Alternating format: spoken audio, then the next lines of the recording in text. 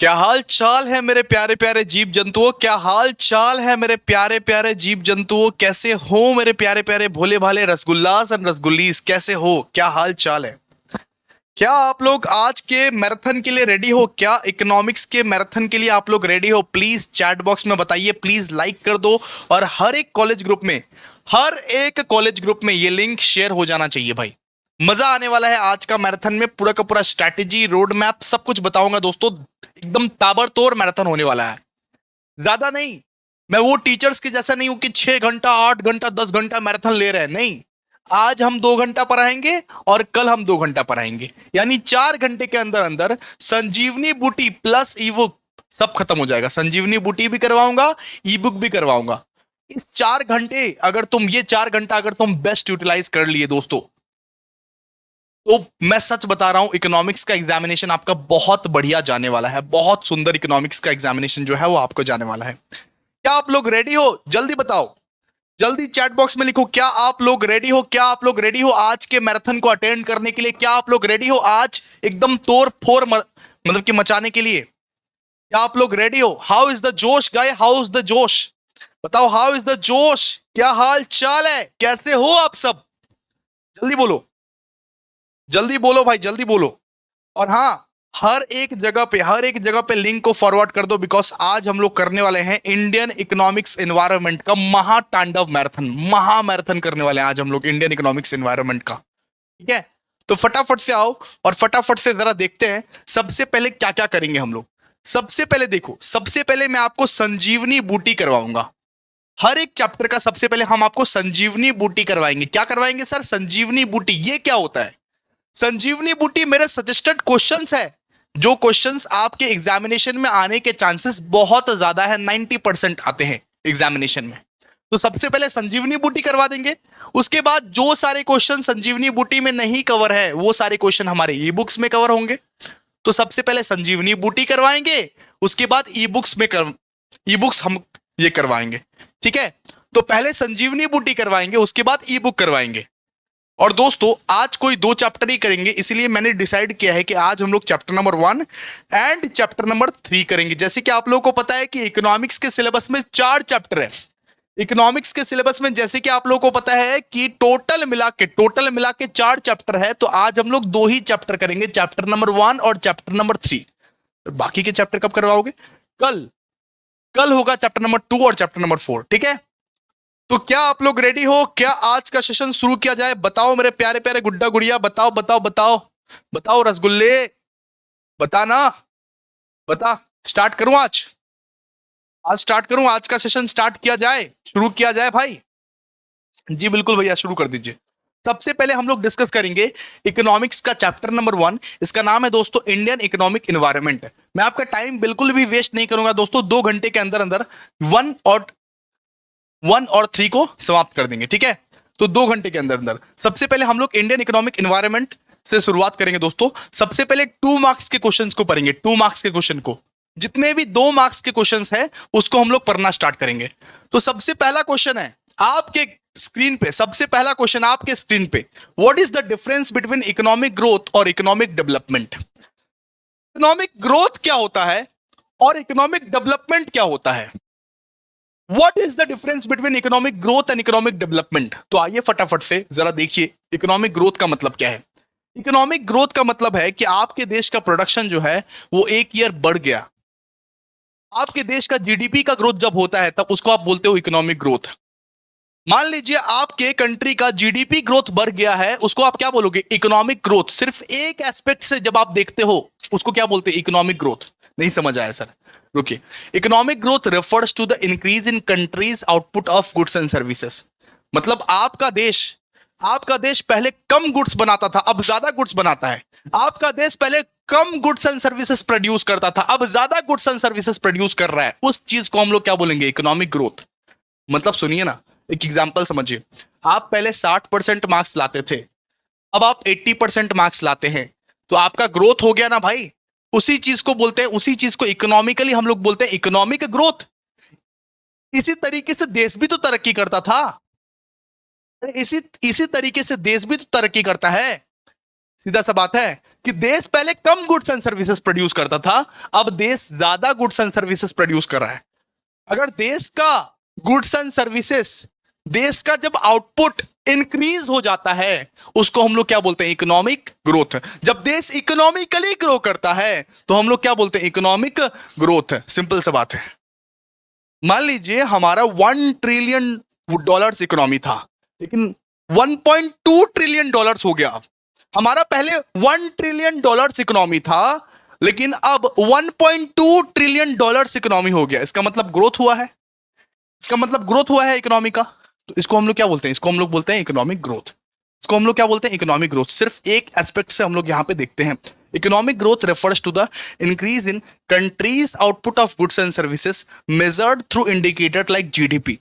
GDP का growth हो रहा है अगर कंट्री में, अगर हमारे इंडिया में जीडीपी का ग्रोथ हो रहा है, इसका मतलब क्या भैया? इसका मतलब इकोनॉमी का ग्रोथ हो रहा है। सीधा सा बात है। जीडीपी का ग्रोथ हो रहा है, इसका मतलब हमारे कंट्री में क्या हो रहा है? हमारा कंट्री में इकोनॉमी का ग्रोथ हो रहा है। सीधा it focuses only on quantitative increase in production. जैसे एग्जांपल के लिए बोला गया है, देखिए सबसे पहले पहले मान लीजिए हमारे कंट्री का इकोनॉमिक ग्रोथ पहले, हमारे हमारे कंट्री का जीडीपी पहले, हमारे कंट्री का जीडीपी पहले $1 ट्रिलियन था, अब $1 ट्रिलियन हो गया है। तो इसको क्या बोलते हैं? इसको बोलते हैं इकोनॉमिक ग्रोथ। हमारे कंट्री का जीडीपी पहले $1 ट्रिलियन था, अब 1.2 ट्रिलियन डॉलर्स हो गया है। इसको क्या बोलते हैं? इसको बोलेंगे इकोनॉमिक ग्रोथ। ठीक है, समझ में आया? क्लियर है सबको? सबको क्लियर है? बताओ, सबको क्लियर है? प्लीज आप लोग चैट बॉक्स में लिखिए क्लियर, प्लीज लाइक कीजिए एक बार, लाइक जल्दी। अब बात करेंगे इकोनॉमिक डेवलपमेंट। इकोनॉमिक डेवलपमेंट क्या होता है भैया? क्या होता है डेवलपमेंट? डेवलपमेंट मतलब सिर्फ तुम्हारे मार्क्स ही नहीं, हर एक एक्टिविटीज में तुम अच्छे हो। मान लो तुम्हारे मैथ्स के मार्क्स तो इंप्रूव हो रहे हैं, इसको हम लोग क्या बोलेंगे? ग्रोथ। लेकिन तुम्हारे साइंस के, फिजिक्स के, केमिस्ट्री के, बायोलॉजी के मार्क्स इंप्रूव नहीं हो रहे हैं। मतलब कि डेवलपमेंट का मतलब क्या? तुम हर एक दिशा से, हर एक चीज से तुम डेवलप कर रहे हो, उसको बोलते हैं डेवलपमेंट। लेकिन ग्रोथ मतलब सिर्फ एक एस्पेक्ट में तुम ग्रो कर रहे हो, सिर्फ एक एस्पेक्ट में तुम ग्रो कर रहे हो। लेकिन डेवलपमेंट मतलब ओवरऑल हर एक चीज में तुम डेवलप कर रहे हो, हर एक चीज में। मतलब सुनो, ये है आपका डेवलपमेंट, ठीक है? अच्छा, ये डेवलपमेंट के अंदर आता है इकोनॉमिक ग्रोथ। डेवलपमेंट के अंदर आता है इकोनॉमिक ग्रोथ, ठीक है? नहीं, ये है डेवलपमेंट, उस डेवलपमेंट के अंदर आता है इकोनॉमिक ग्रोथ। और जब एक इकोनॉमिक होता है, वो डेवलपमेंट जब होता है, तब it includes not only economic growth. Economic development में इकोनॉमिक ग्रोथ ही सिर्फ इंक्लूड्स नहीं होता, but also qualitative improvements. Economic development में बेटर एजुकेशन भी देखते हैं, हेल्थ केयर भी देखते हैं, पॉवर्टी भी देखते हैं, इक्वलिटी भी देखते हैं। मतलब जब कंट्री के सारे एस्पेक्ट से डेवलपमेंट हो रहा है, उसको हम लोग बोलेंगे इकोनॉमिक डेवलपमेंट। जब इकोनॉमी के सारे एस्पेक्ट से ग्रोथ हो रहा है, तो हम लोग इसको क्या बोलेंगे? Economic development. मतलब भैया इकोनॉमिक ग्रोथ भी हो रहा है, लेकिन साथ साथ better education facility, health care facility और इक्वालिटी, ये सब चीज हम लोग को मिल रहा है। साथ साथ हमारा कंट्री भी डेवलप हो रहा है, साथ साथ हमारा कंट्री में जो पीपल्स, लोगों का क्वालिटी ऑफ लाइफ है वो भी इंप्रूव हो रहा है, स्टैंडर्ड ऑफ लाइफ जो है वो भी इंप्रूव हो रहा है। साथ साथ ग्रोथ तो हो रहा है, लेकिन हेल्थ केयर भी ग्रो कर रहा है, एजुकेशन भी ग्रो कर रहा है, पॉवर्टी भी ग्रो कर रहा है। सॉरी, मतलब वो, और मतलब कि ये हो रहा है, मतलब ये कम हो रहा है पॉवर्टी। इक्वलिटी भी ग्रो कर रहा है। इसका हम लोग क्या बोलेंगे? इसका हम लोग बोलेंगे इकोनॉमिक डेवलपमेंट। तो ग्रोथ मतलब सिर्फ एक एस्पेक्ट से ग्रोथ हो रहा है।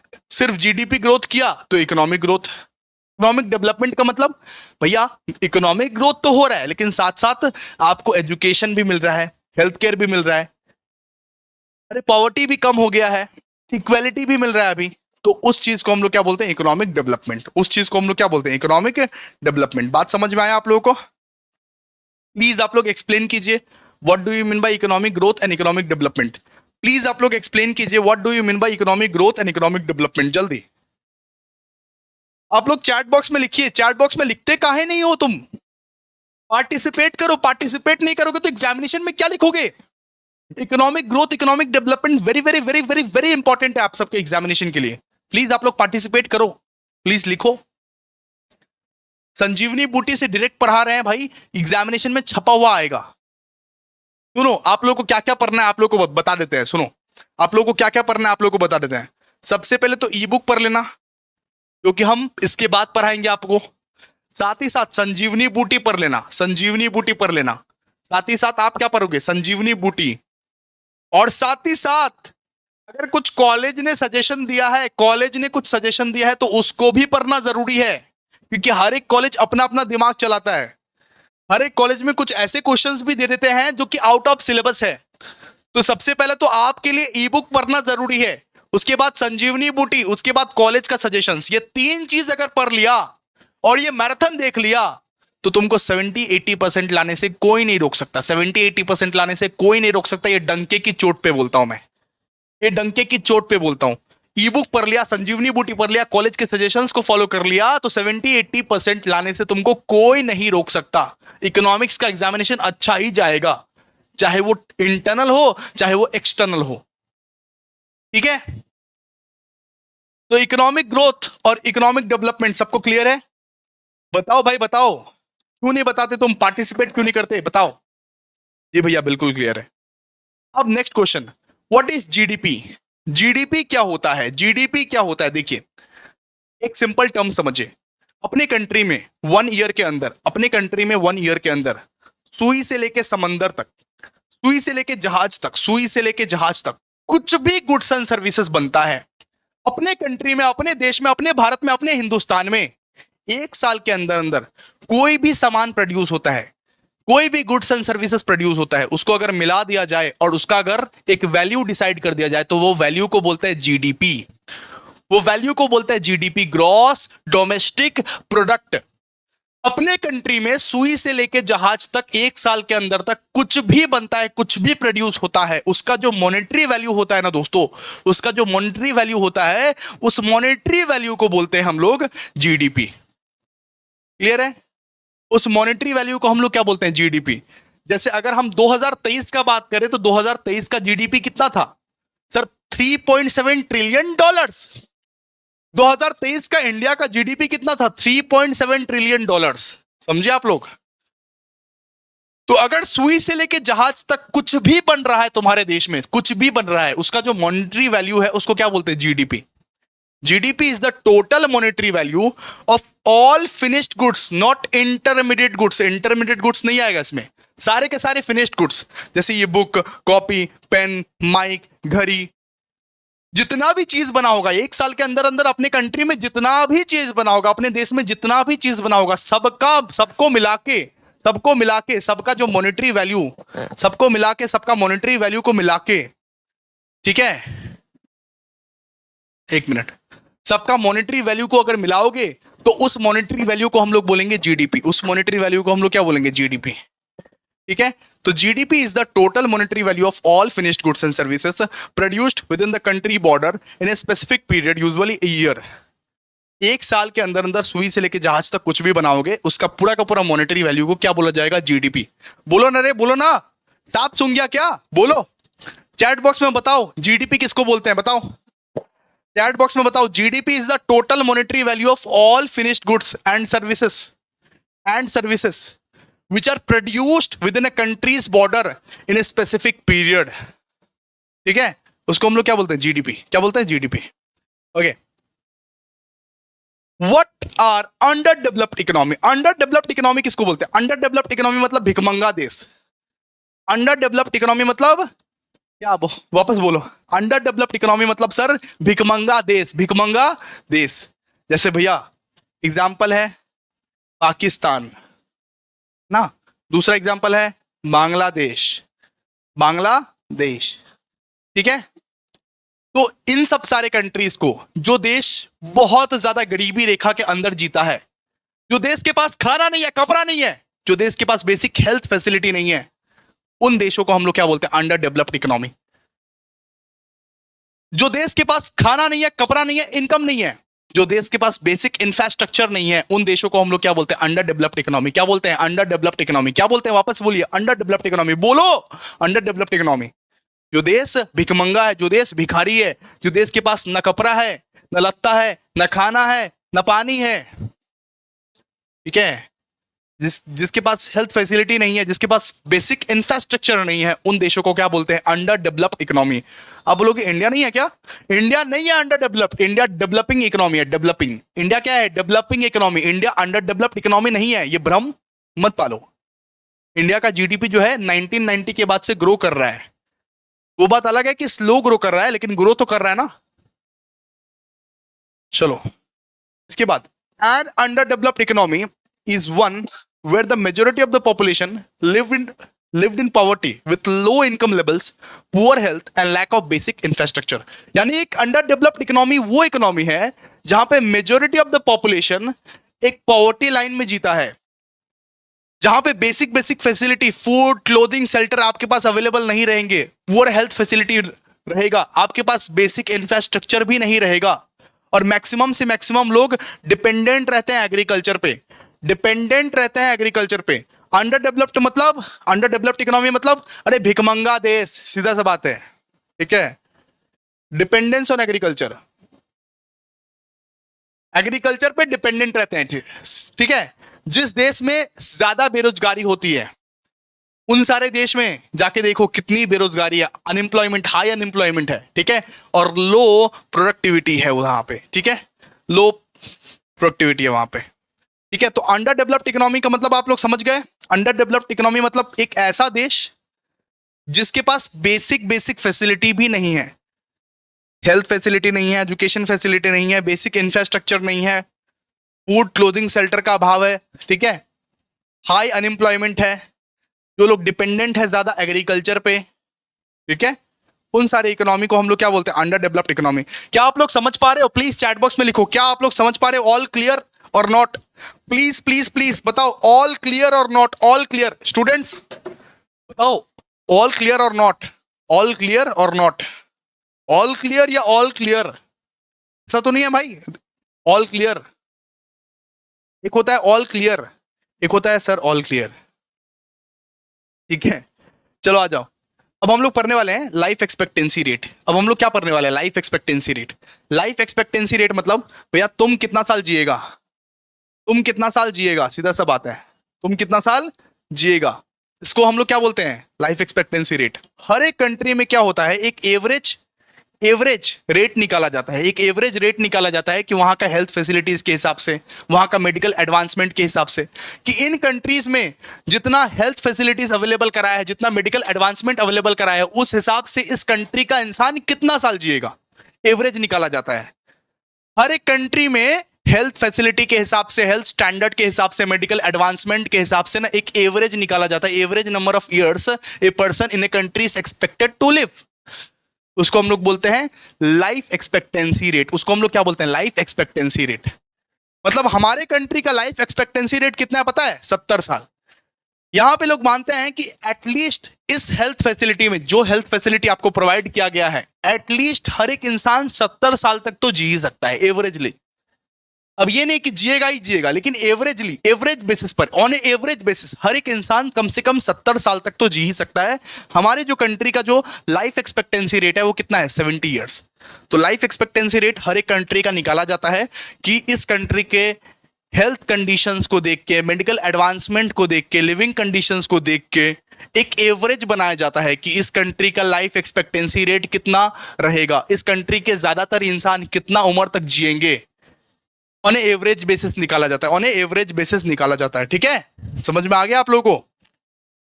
ठीक है, तो life expectancy rate measures the average number of years a person in a country is expected to live. मतलब कितना साल एक पर्सन एक कंट्री में जिएगा, इसको हम लोग क्या बोले हैं? Life expectancy rate. ठीक है, based on the current health standard, जो करंट फैसिलिटीज अवेलेबल करवाया गया है उस स्टैंडर्ड को देखते हुए, मेडिकल एडवांसमेंट को देखते हुए, लिविंग कंडीशंस को देखते हुए, एक इंसान एक कंट्री में कितना साल तक जी सकता है मैक्सिमम टू मैक्सिमम, उसको हम लोग क्या बोलेंगे? उसको हम लोग बोलेंगे लाइफ एक्सपेक्टेंसी रेट। क्या बोलेंगे? बोलो ना, लाइफ एक्सपेक्टेंसी रेट। ठीक है, लाइफ एक्सपेक्टेंसी रेट मतलब तुम कितना साल जिएगा, सीधा सा बात, तुम कितना साल जिएगा। ठीक है, आज खत्म। दूसरा, फिफ्थ अब पढ़ेंगे भैया इन्फ्लेशन क्या होता है। इन्फ्लेशन क्या होता है भैया? दाम बढ़ गया, दाम बढ़ गया, सामान का दाम बढ़ गया, सामान का दाम बढ़ गया। ठीक है, इन्फ्लेशन मतलब ये माइक हमको 1500 में पड़ा था, अब इसका दाम हो गया है 2000, इसका मतलब इन्फ्लेशन आ गया। गुड्स एंड सर्विसेज का जब दाम बढ़ जाता है तब उसको हम लोग क्या बोलेंगे, इन्फ्लेशन। गुड्स एंड सर्विसेज का दाम जब बढ़ जाता है, जब आपका परचेसिंग पावर कम जाता है, जब आप पहले अफोर्ड कर पाते थे, हम पहले खरीद पाते थे, लेकिन अब औकात नहीं है, अब नहीं खरीद पा रहे हैं उस पैसे में। हम पहले उसी पैसे में खरीद पाते थे लेकिन अब नहीं खरीद पाते हैं, उसको हम लोग क्या बोलेंगे, इन्फ्लेशन। इन्फ्लेशन का मतलब क्या होता है, inflation refers to sustained rise in the general level of prices of goods and services in an economy over time। जब गुड्स एंड सर्विसेज का प्राइस, दाम जब बढ़ जाता है, जब बढ़ जाता है, उसको हम लोग, उस सिचुएशन को हम लोग क्या बोलते हैं, इन्फ्लेशन। उस सिचुएशन को हम लोग क्या बोलते हैं, मतलब inflation. It reduces the purchasing power of the money. मतलब पहले हमारे पास इतना पावर था कि हम लोग खरीद पाते थे, पहले हमारे पास इतना पावर था कि हम लोग खरीद पाते थे, लेकिन अब हमारे पास पावर नहीं है, अब हम लोग नहीं खरीद पा रहे हैं सामान। तो वैसा एक सिचुएशन को हम लोग क्या बोलते हैं, इन्फ्लेशन। जब गुड्स एंड सर्विसेज का प्राइस बढ़ जाता है उसको हम लोग क्या बोलते हैं, इन्फ्लेशन। जब गुड्स एंड सर्विसेज का प्राइस कम जाता है उसको हम लोग क्या बोलते हैं, डिफ्लेशन। सीधा सा बात है, deflation is the opposite of inflation. It is a decrease in the general level price of the goods and services. मतलब हम पहले खीरा लाते थे एकदम 30 रुपया केजी, अब हो गया 20 रुपया केजी।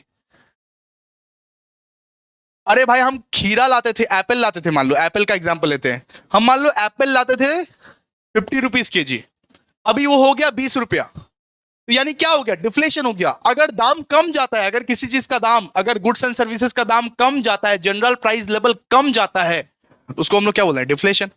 ठीक है, इतना समझ में आ गया आप लोगों को, इतना समझ में आ गया? बताओ क्लियर है कि नहीं, बताओ क्लियर है कि नहीं, बताओ बताओ ना रे, जल्दी बोलो, क्लियर है कि नहीं? सर क्लियर है। अब हम लोग पढ़ने वाले ह्यूमन डेवलपमेंट इंडेक्स। आप लोगों को जब बुखार आता है फिर आप क्या यूज करते हो सर? सर थर्मोमीटर यूज करते हैं। सो ह्यूमन डेवलपमेंट इंडेक्स एक मेजरिंग रॉड है, मेजरिंग रॉड। जैसे कि आप लोगों को बुखार जब आता था तब आप लोग थर्मोमीटर यूज करते थे ना, बुखार को मापने के लिए। तो ह्यूमन डेवलप्ड इंडेक्स के हेल्प से, ह्यूमन डेवलपमेंट इंडेक्स के हेल्प से आप कंट्री का डेवलपमेंट को मेजर कर सकते हो। ह्यूमन डेवलपमेंट इंडेक्स के हेल्प से आप कंट्री का डेवलपमेंट को मेजर कर सकते हो। Human developed index is a composite index used to measure the development of the country. Human development index की मदद से आप कंट्री का डेवलपमेंट को मेजर कर सकते हो। जैसे कि थर्मोमीटर के हेल्प से आप अपने बुखार को मेजर कर पाते थे, वैसे ही ह्यूमन डेवलपमेंट इंडेक्स के हेल्प से आप आपके कंट्री का डेवलपमेंट को मेजर कर सकते हो। क्या आपका कंट्री डेवलप्ड है या नहीं है, ये ह्यूमन डेवलप्ड इंडेक्स आपको मेजर करके बता देगा। इसके लिए वो 3 पैरामीटर्स का यूज करता है, उसके लिए वो 3 पैरामीटर्स का यूज करता है, 3 पैरामीटर्स का वो यूज करता है, 3 पैरामीटर्स का यूज करता है। सबसे पहले तो आपका कंट्री का वो दिखेगा लाइफ एक्सपेक्टेंसी कितना है। लाइफ एक्सपेक्टेंसी अगर ज्यादा रहेगा यानी आपका कंट्री डेवलप्ड है, सीधा सा बात है। आपका कंट्री का दिखेगा एजुकेशन कैसा है। एजुकेशन अगर ज्यादा है तो एजुकेशन अगर ज्यादा है तो आपका कंट्री डेवलप्ड माना जाएगा। आपका कंट्री का दिखेगा पर कैपिटा इनकम कैसा है, यानी हर एक इंसान एवरेजली कितना कमाता है, हर एक इंसान एवरेजली कितना कमाता है। तो पर कैपिटा इनकम यानी स्टैंडर्ड ऑफ लिविंग दिखेगा आपका। ये 3 चीज देख के डिसाइड कर लेगा एचडीआई कि आपका कंट्री डेवलप्ड है, डेवलपिंग है या अंडर डेवलप्ड है, डेवलप्ड है, डेवलपिंग है या अंडर डेवलप्ड है। ठीक है, तो एचडीआई क्या है? एचडीआई एक मेजरिंग रॉड है, मेजरिंग रॉड। जैसे कि अरे वो थर्मोमीटर से तुम मेजर करते थे ना अपना बुखार, बिल्कुल उसी तरीके से एचडीआई मेजर करता है डेवलपमेंट ऑफ द कंट्री। और तीन फैक्टर्स में वो ये करता है, डिसाइड करता है। ठीक है, डिसाइड करता है। सबसे पहले तो वो दिखेगा लाइफ एक्सपेक्टेंसी रेट कितना है, हेल्थ कैसा है कंट्री का। उसके बाद दिखेगा एजुकेशन कैसा है। उसके बाद दिखेगा पर कैपिटा इनकम कैसा है, यानी स्टैंडर्ड ऑफ लिविंग कैसा है, स्टैंडर्ड ऑफ लिविंग कैसा है। ठीक है, उसके हिसाब से ह्यूमन डेवलपमेंट इंडेक्स काम करता है। ये 2-2 मार्क्स के questions very very very very very important है आप सबके लिए।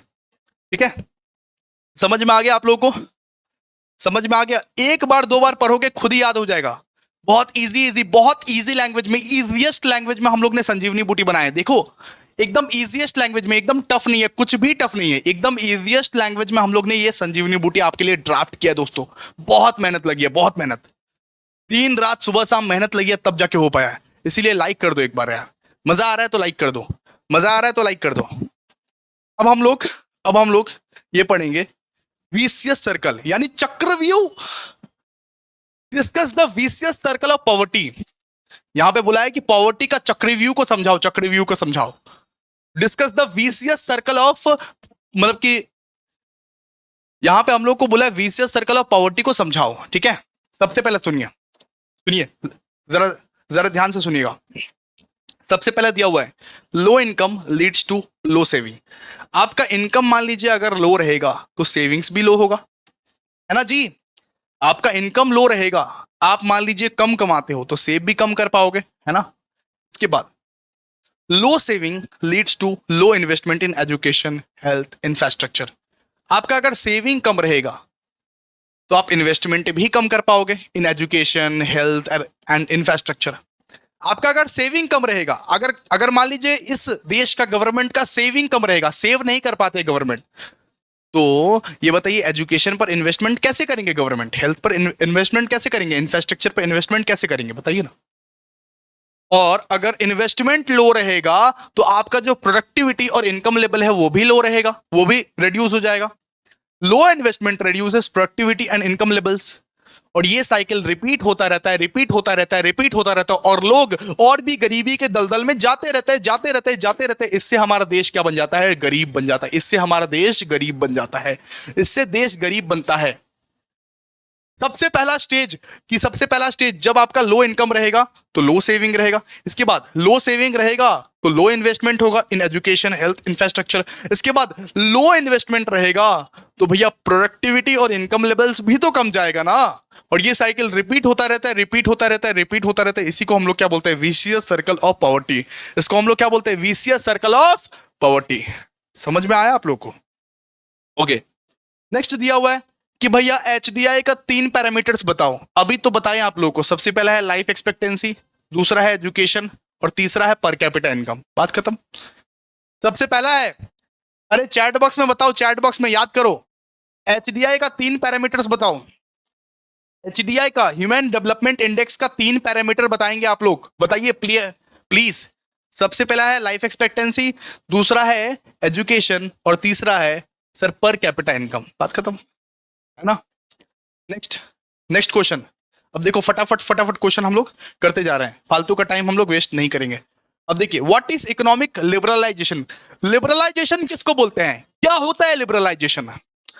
लिबरलाइजेशन मतलब जब गवर्नमेंट अपना रेस्ट्रिक्शंस को रिमूव कर ले, जब गवर्नमेंट अपना रेस्ट्रिक्शंस को रिमूव कर ले और खुला सांड की तरह तुमको छोड़ दे, खुला सांड की तरह, कि जो बिजनेस करना है करो, हम तुमको रेस्ट्रिक्शंस में नहीं डालेंगे, जो करना है करो, जो करना है करो, हम ज्यादा रेस्ट्रिक्शंस नहीं लगाएंगे। उसको क्या बोलते हैं, लिबरलाइजेशन। उसको क्या बोलते हैं, लिबरलाइजेशन।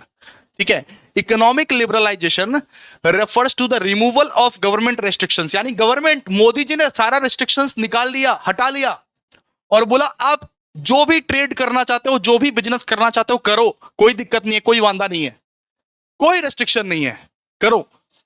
इसको हम लोग क्या बोलेंगे, इकोनॉमिक लिबरलाइजेशन। लिबरलाइजेशन कैसे लाया जा सकता है बताओ? Reducing tax. अब कभी कभी टैक्स कम कर देते हैं, ट्रेड बैरियर्स को एलिमिनेट करके, फॉरेन इन्वेस्टमेंट को अलाउ करके। ठीक है, ये सब करके गवर्नमेंट क्या करती है, गवर्नमेंट लिबरलाइजेशन लाती है, गवर्नमेंट लिबरलाइजेशन लाती है। ठीक है, कि आप लोगों को जो भी बिजनेस करना है करो, हम लोग रोकेंगे टोकेंगे नहीं आप लोगों को। ठीक है, और यही चीज 1991 में लाया गया था, to boost economic growth and attract foreign investment. जब हमारा इकोनॉमी क्लोज्ड इकोनॉमी था, तब 1991 में हमारे जो मनमोहन सिंह थे वो लिबरलाइजेशन लाए थे, जिससे इकोनॉमिक ग्रोथ आए और जिससे फॉरेन इन्वेस्टमेंट हमारे कंट्री में आए। सिंपल से बात है, लिबरलाइजेशन की वजह से ही हम लोग जिंदा है, वरना ये लोग अपना कानून चलाता तो हमारा देश कब का डूब गया होता। ठीक है, तो ये सब आया, इस वजह से ही हम लोग जिंदा है। ठीक है, लिबरलाइजेशन मतलब गवर्नमेंट का जो रिस्ट्रिक्शंस है, गवर्नमेंट जो रिस्ट्रिक्शंस लगा के रखी है उसका रिमूवल। What is privatisation? अगर गवर्नमेंट अपना स्टेक प्राइवेट हैंड्स को बेचती है, उसको बोलते हैं प्राइवेटाइजेशन। मतलब मान लो एक एंटरप्राइज है गवर्नमेंट का, उसको एक प्राइवेट हैंड्स में बेच दिया गया फॉर पैसा, फॉर व्हाट, फॉर पैसा, फॉर मनी। उसको हम लोग क्या बोलते हैं, privatisation. Privatisation is the process of transferring ownership and control of the government own enterprises. मतलब गवर्नमेंट का खुद का ओन्ड एंटरप्राइजेस अगर वो प्राइवेट इंडिविजुअल्स को दे देता है या कंपनीज को दे देता है, तो हम लोग इसको क्या बोलते हैं, प्राइवेटाइजेशन। ठीक, हम लोग उसको क्या बोलते हैं? प्राइवेटाइजेशन। ठीक है, समझ में आ गया आप लोगों को? तो privatization is the process of transferring ownership and control of the government owned enterprises to private individuals और कंपनी। क्लियर है? और प्राइवेटाइजेशन का फीचर क्या क्या है देखिए, it aims to improve efficiency, it aims to improve efficiency and reduce the financial burden to the government, है ना? एफिशिएंसी लाता है, फाइनेंशियल बर्डन को रिड्यूस करता है। For example, Air India was privatized by selling it to the Tata group. तो air मतलब यहाँ पे एयर इंडिया जो था ना, एयर इंडिया, ये पहले गवर्नमेंट का था और इसको वो टाटा ग्रुप को सेल कर दिया। ठीक है, और वो एयर इंडिया अब क्या बन गया? अब भैया वो प्राइवेटाइज बन गया। पर ठीक है, इसको हम लोग क्या बोलते हैं? इसको हम लोग बोलते हैं प्राइवेटाइजेशन। समझ में आ गया आप लोगों को? प्लीज, क्लियर है? लिबरलाइजेशन, प्राइवेटाइजेशन क्लियर है कि नहीं है? बताओ, जल्दी बोलो, जल्दी बोलो जी, जल्दी बोलो। सिमरन जल्दी बोलो, क्लियर है कि नहीं? चलो नेक्स्ट हम लोग लास्ट ये 2 मार्क्स से क्वेश्चन पढ़ने वाले हैं कि भैया फिस्कल पॉलिसी क्या होता है और मॉनेटरी पॉलिसी क्या होता है। तो बेटा जी जरा ध्यान दीजिएगा, फिस्कल पॉलिसी जो है ये गवर्नमेंट मैनेज करती है, फिस्कल पॉलिसी को गवर्नमेंट मैनेज करती है, और मॉनेटरी पॉलिसी को आरबीआई मैनेज करती है। फिस्कल पॉलिसी को कौन मैनेज करता है? गवर्नमेंट। तो फिस्कल पॉलिसी क्या है? Managed by the government. It involve decision on taxation, मतलब अगर सरकार वो टैक्सेशन के रिलेटेड कुछ डिसाइड कर रही है या पब्लिक स्पेंडिंग के रिलेटेड कुछ कर रही है वो डिसाइड, उसको हम लोग क्या बोलते हैं? उसको हम लोग बोलते हैं fiscal policy. For example, increasing spending on infrastructure boost employment. ठीक है, फिस्कल पॉलिसी को कौन मैनेज करता है? गवर्नमेंट मैनेज करता है। और मॉनेटरी पॉलिसी को कौन मैनेज करता है? सेंट्रल बैंक यानी आरबीआई करता है मैनेज। ठीक है, रिजर्व बैंक ऑफ इंडिया करता है manage. It control the money supply and interest rate to maintain price stability. For example, raising interest rate help control inflation. ठीक है, क्लियर है? इतना आप लोगों को क्लियर है? चलिए, तो मॉनेटरी पॉलिसी को कौन मैनेज करता है? आरबीआई मैनेज करता है। ठीक है, प्राइस स्टेबिलिटी लाता है, इन्फ्लेशन को कंट्रोल करता है आरबीआई। कितना बार तो पढ़ा चुके हैं ये सब चीज। ठीक है, इजी तो है। आ जाओ, अब 5 मार्क्स के क्वेश्चन पे आओ आप लोग। 5 मार्क्स के क्वेश्चन पे कितना पॉइंट्स लिखना है? सर 5 पॉइंट लिखना है, सिंपल सा बात है। अगर क्वेश्चन 5 मार्क्स का है तो 5 पॉइंट लिखना है, बात खत्म। 5 पॉइंट लिखना है, लेकिन थोड़ा सा बड़ा बड़ा करके लिखना। हम लोग यहाँ पे इजी लैंग्वेज में लिखे हैं, लेकिन थोड़ा सा और ऐड ऑन कर देना। आप लोग से रिक्वेस्ट है कि थोड़ा सा और ऐड ऑन कर देना, इन सारे पॉइंट्स में और ऐड ऑन कर देना आप लोग। ठीक है, हम लोग इजी लैंग्वेज में इसीलिए बनाए हैं ताकि आप लोग पढ़ पाओ, समझ पाओ, याद कर पाओ। और बाकी रट्टा नहीं मारना है, अपने तरफ से और ऐड ऑन कर देना। ठीक है, और ऐड ऑन कर देना। ठीक है, मतलब ये ऐड ऑन कर देना पॉइंट्स को। ठीक है, सबसे पहले क्या दिया? What are the basic characteristics of the less developed economy. Less developed economy मतलब अंडर डेवलप्ड इकोनॉमी का बेसिक फीचर क्या होता है, बेसिक कैरेक्टरिस्टिक्स क्या होता है, यहां पे ये बोला गया है। अंडर डेवलप्ड इकोनॉमी का बेसिक फीचर, बेसिक कैरेक्टरिस्टिक्स क्या होता है? तो दोस्तों, अंडर डेवलप्ड इकोनॉमी सबसे पहले तो किसको बोलते हैं भैया? हम लोग बोलते हैं पाकिस्तान को या बांग्लादेश को हम लोग अंडर डेवलप्ड इकोनॉमी बोलते हैं। और बहुत सारे देश हैं ऐसे, लेकिन हम लोग को पसंद है पाकिस्तान और बांग्लादेश का नाम लेना। तो अंडर डेवलप्ड इकोनॉमी का मतलब क्या हुआ? अंडर डेवलप्ड इकोनॉमी का मतलब है भिखमंगा देश। किसको? भिखमंगा देश। ठीक है, सबसे पहले मतलब कि लो इनकम रहता है वहां पे, लो इनकम। वहां के लोगों का बहुत कम इनकम रहता है, वहां के लोगों का बहुत कम इनकम रहता है, वहां के लोग बहुत कम कमाते हैं, वहां के लोग बहुत कम कमाते हैं। ठीक है, लो पर कैपिटा इनकम रहता है वहां पे, और पुअर लिविंग स्टैंडर्ड्स रहते हैं वहां पे। ठीक है, लो इनकम रहता है वहां पे। ठीक है, इसके बाद high population growth, rapid population growth creates pressure on resources like food, water and jobs. वहां पे जो पॉपुलेशन रहता है ना, पॉपुलेशन बहुत तेजी से बढ़ता है वहां पे। इस वजह से खाने का अभाव, वाटर का अभाव, जॉब्स का अभाव होता है। ठीक है, वहां के लोग एग्रीकल्चर पे ज्यादा डिपेंडेंट रहते हैं, बिकॉज और कोई काम रहता ही नहीं है करने को, इंडस्ट्रियल वाला काम है ही नहीं ना। वहां के लोग एग्रीकल्चर पे ज्यादा डिपेंडेंट रहते हैं, वहां के 80 to 90% लोग एग्रीकल्चर पे ही डिपेंडेंट रहते हैं। इसके बाद पुअर इंफ्रास्ट्रक्चर, वहां का जो इंफ्रास्ट्रक्चर है बहुत पुअर है, रोड नहीं है, इलेक्ट्रिसिटी नहीं है, हेल्थ केयर नहीं है, कुछ भी नहीं है वहां पे। रोड्स नहीं है, इलेक्ट्रिसिटी नहीं है, डैम्स नहीं है, ब्रिजेस नहीं है, कुछ भी नहीं है यहाँ पे। इंफ्रास्ट्रक्चर बहुत खराब है वहां पे, ठीक है। और वहां पे लो सेविंग्स और इन्वेस्टमेंट भी होता है, सेविंग्स भी कम होता है इंसान का, इन्वेस्टमेंट भी कम होता है वहां पे, ठीक है। समझ में आ गया आप लोगों को? 5 मार्क्स का क्वेश्चन, सबसे पहला वाला, what are the basic characteristics of a less developed economy. इसमें ना नमक मिर्ची ऐड करके लिख देना, थोड़ा सा बड़ा बनाना, ठीक है, इजी के लिए तुमको बनाया हूं। कितना इजी नोट्स है, देखो कितना इजी नोट्स है। इसको अगर पढ़ोगे ना भाई, जन्नत, आराम से जन्नत की सैर करोगे आप लोग, ठीक है। आओ अब हम लोग पढ़ने वाले difference between less developed economy and well developed economy. मतलब भैया एक तरफ हम लोग यूएस के साथ पाकिस्तान को हम लोग अरे कंपेयर करेंगे। यूएस मतलब कौन भैया? Developed economy. और ये पाकिस्तान मतलब कौन भैया? Less developed economy. यूएस मतलब कौन? Developed economy. और पाकिस्तान मतलब कौन? Under developed economy, under developed या लेस डेवलप्ड इकोनॉमी, ठीक है। अब देखो सबसे पहले इनकम लेवल का बात करते हैं। ये बताओ कि अंडर डेवलप्ड इकोनॉमी में इनकम लेवल कैसा रहता है सर? लो। और ये बताओ डेवलप्ड इकोनॉमी में इनकम लेवल कैसा रहता है सर? हाई। सीधा सा बात है। सेक्टरल कंट्रीब्यूशन, ये बताओ अंडर डेवलप्ड इकोनॉमी किस सेक्टर पे ज्यादा फोकस करता है? एग्रीकल्चर पे ज्यादा फोकस करता है। और ये बताओ डेवलप्ड इकोनॉमी किस सेक्टर पे ज्यादा फोकस करता है? इंडस्ट्रीज और सर्विसेज पे ज्यादा फोकस करता है, ठीक है। इंफ्रास्ट्रक्चर का बात करेंगे, इंफ्रास्ट्रक्चर का बात करेंगे तो पुअर इंफ्रास्ट्रक्चर कहां पे रहता है? अंडर डेवलप्ड इकोनॉमी में। अंडर डेवलप्ड इकोनॉमी में घटिया इंफ्रास्ट्रक्चर रहता है, रोड्स नहीं है, डैम्स नहीं है, इलेक्ट्रिसिटी नहीं है, कुछ भी नहीं है। और ये डेवलप्ड इकोनॉमी में एडवांस सिस्टम रहता है, बहुत सारा सारा का सारा चीज अवेलेबल रहता है, सोशल इंडिकेटर्स। अच्छा, अंडर डेवलप्ड इकोनॉमी में एजुकेशन हेल्थ केयर अवेलेबल नहीं है, अवेलेबल नहीं है। लेकिन अगर एक इकोनॉमी अच्छा है तो वहां पे सब कुछ अवेलेबल है, एजुकेशन भी अवेलेबल है, हेल्थ केयर भी अवेलेबल है, ठीक है। अनएम्प्लॉयमेंट, अनएम्प्लॉयमेंट मतलब भैया अंडर डेवलप्ड इकोनॉमी में अनएम्प्लॉयमेंट भर भर के है, अरे बेरोजगारी भर भर के है। लेकिन अगर इकोनॉमी डेवलप्ड है तो वहां पे बेरोजगारी ना के बराबर है, वहां पे बहुत कम लोग बेरोजगार है, वहां पे बहुत कम लोग बेरोजगार है, ठीक है, बहुत कम लोग बेरोजगार है, ठीक है। समझ में आ गया इतना? प्लीज आप लोग अब बताओगे under developed economy and well developed economy का डिफरेंस। हर एक बच्चा एक एक करके डिफरेंस बताएगा ताकि याद हो जाएगा।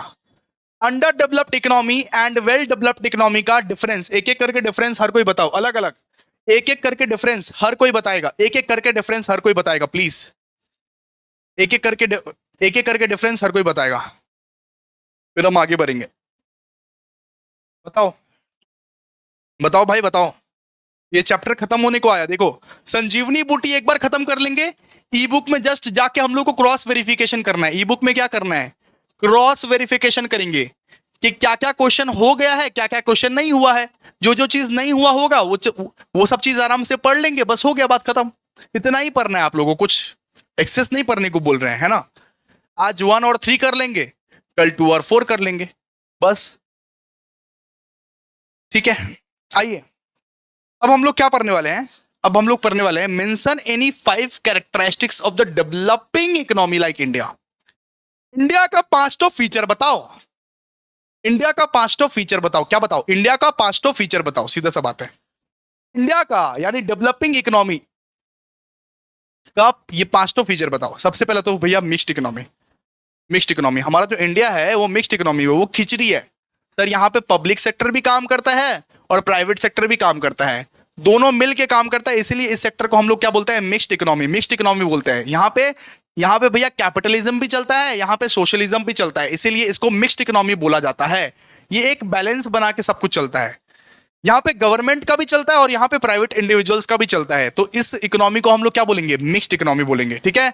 इंडिया में आप लोग देखते हो भैया हाई पॉपुलेशन ग्रोथ है, यहाँ पे भैया जो पॉपुलेशन है वो बहुत ज्यादा हाई है, अनएम्प्लॉयमेंट भी हाई है, इस वजह से पॉपुलेशन हाई है इसीलिए बेरोजगारी भी ज्यादा है। India's growing population provides labour but also challenges like unemployment and resource scarcity. Unemployment इसीलिए है क्योंकि पॉपुलेशन ज्यादा है। इसके बाद यहाँ पे बोला है यहाँ के लोग अभी भी एग्रीकल्चर पे डिपेंडेंट है, यहाँ के लोग अभी भी एग्रीकल्चर पे डिपेंडेंट है। While agriculture employs many its contribution to GDP is shrinking compare to industries and services. अभी भी एग्रीकल्चर पे 50 से 60% लोग डिपेंडेंट है। लेकिन उतना ज्यादा कंट्रीब्यूट नहीं कर पा रहे एग्रीकल्चर, उतना ज्यादा जीडीपी में कंट्रीब्यूट नहीं करता है एग्रीकल्चर, ठीक है। इसके बाद बोला गया है कि industries and service sector growth. अब थोड़ा सा इज्जत भी करेंगे, बहुत बहुत बहुत बहुत ज्यादा बेइज्जती कर दी, बहुत ज्यादा बेइज्जती कर दी। तो देखिए यहां पे बोला गया है कि जो भी हो इंडस्ट्री और सर्विस सेक्टर ग्रो किया है। यहाँ पे यही बोला गया है कि आईटी एंड मैन्युफैक्चरिंग जैसे, हेल्थ केयर जैसे वो सर्विस सेक्टर बहुत ज्यादा ग्रो किया है। इंडस्ट्रीज और सर्विस सेक्टर बहुत ग्रो किया है 1990s के बाद, 1990s के बाद। और दोस्तों लास्ट में बोला हुआ इनकम इनइक्वालिटी वैसे का वैसा है। इंडिया में बहुत बदलाव आए हैं, बहुत चेंजेस आए हैं, जीडीपी बहुत ग्रो किया है, सब चीज तो ठीक है, लेकिन इनकम इनइक्वालिटी वैसा ही है। गरीब और गरीब होता जा रहा है, अमीर और अमीर होता जा रहा है। सब कुछ तो ठीक हो गया सर, लेकिन इनकम इनइक्वालिटी वैसे का वैसा ही है। इनकम इनइक्वालिटी अभी भी चेंज नहीं हुआ है इंडिया में, ठीक है। समझ में आया आप लोग को? तो यही सब है, ठीक है। अब आइए वो 10 मार्क्स के क्वेश्चन। अब 10 मार्क्स के क्वेश्चन अगर आपको पूछा जाए तो आप याद रखिएगा 8 पॉइंट्स कम से कम आपको लिखना है। अगर मान लीजिए इन सब संजीवनी बूटी में आपको 6-7 पॉइंट्स मिले तो आप मेरे ई बुक से पढ़ लीजिएगा, लेकिन 8 पॉइंट्स आप लोग को लिखना है, ठीक है। 8 पॉइंट, 8 पॉइंट करके आप लोग को लिखना ही लिखना है, ये कंपलसरी है दोस्तों। 10 मार्क्स का क्वेश्चन अगर पूछे तो 8 पॉइंट लिखना ही है। हालांकि 10 मार्क्स का क्वेश्चन सिर्फ एक ही पूछागा, और कॉलेज का कोई भी सजेशन हो उसको करना है। वापस बोल रहा हूं, संजीवनी बूटी ई बुक और कॉलेज का सजेशन अगर कर लिए 90% पक्का है भाई, 90% पक्का है, ठीक है। बाकी तो मैं पूरा का पूरी एकदम सब सब करवा दे रहा हूं, सब करवा दे रहा हूं। देखो अब 10 मार्क्स का क्वेश्चन पढ़ते हैं। Discuss the importance of Indian economic environment. यहां पे हम लोग को बोला है इंडियन इकोनॉमिक एनवायरनमेंट का इंपॉर्टेंस बताओ। ये जो इंडियन इकोनॉमिक एनवायरनमेंट है उसका इंपॉर्टेंस बताओ, इंपॉर्टेंस बताओ। सबसे पहला इंपॉर्टेंस तो यहां पे लिखा हुआ investment decision. Stable and favourable economic environment encourages investment from domestic and foreign players. यहां पे ये बोला गया है कि अगर हमारा इंडिया का एनवायरनमेंट, अगर हमारा इंडियन इकोनॉमिक एनवायरनमेंट बहुत अच्छा रहा तो फिर वो क्या करेगा, इनकरेज करेगा, वो फिर इन्वेस्टमेंट के लिए इनकरेज करेगा। फॉरेनर्स लोग यहां आके इन्वेस्ट करेंगे और हम लोग यहां पे इन्वेस्टमेंट करेंगे। इन्वेस्टमेंट करने से क्या होगा भैया, ग्रोथ होगा। सीधा सा बात है, इन्वेस्टमेंट अगर ज्यादा होगा तो ग्रोथ भी ज्यादा होगा। यहां पे वही बोला गया है।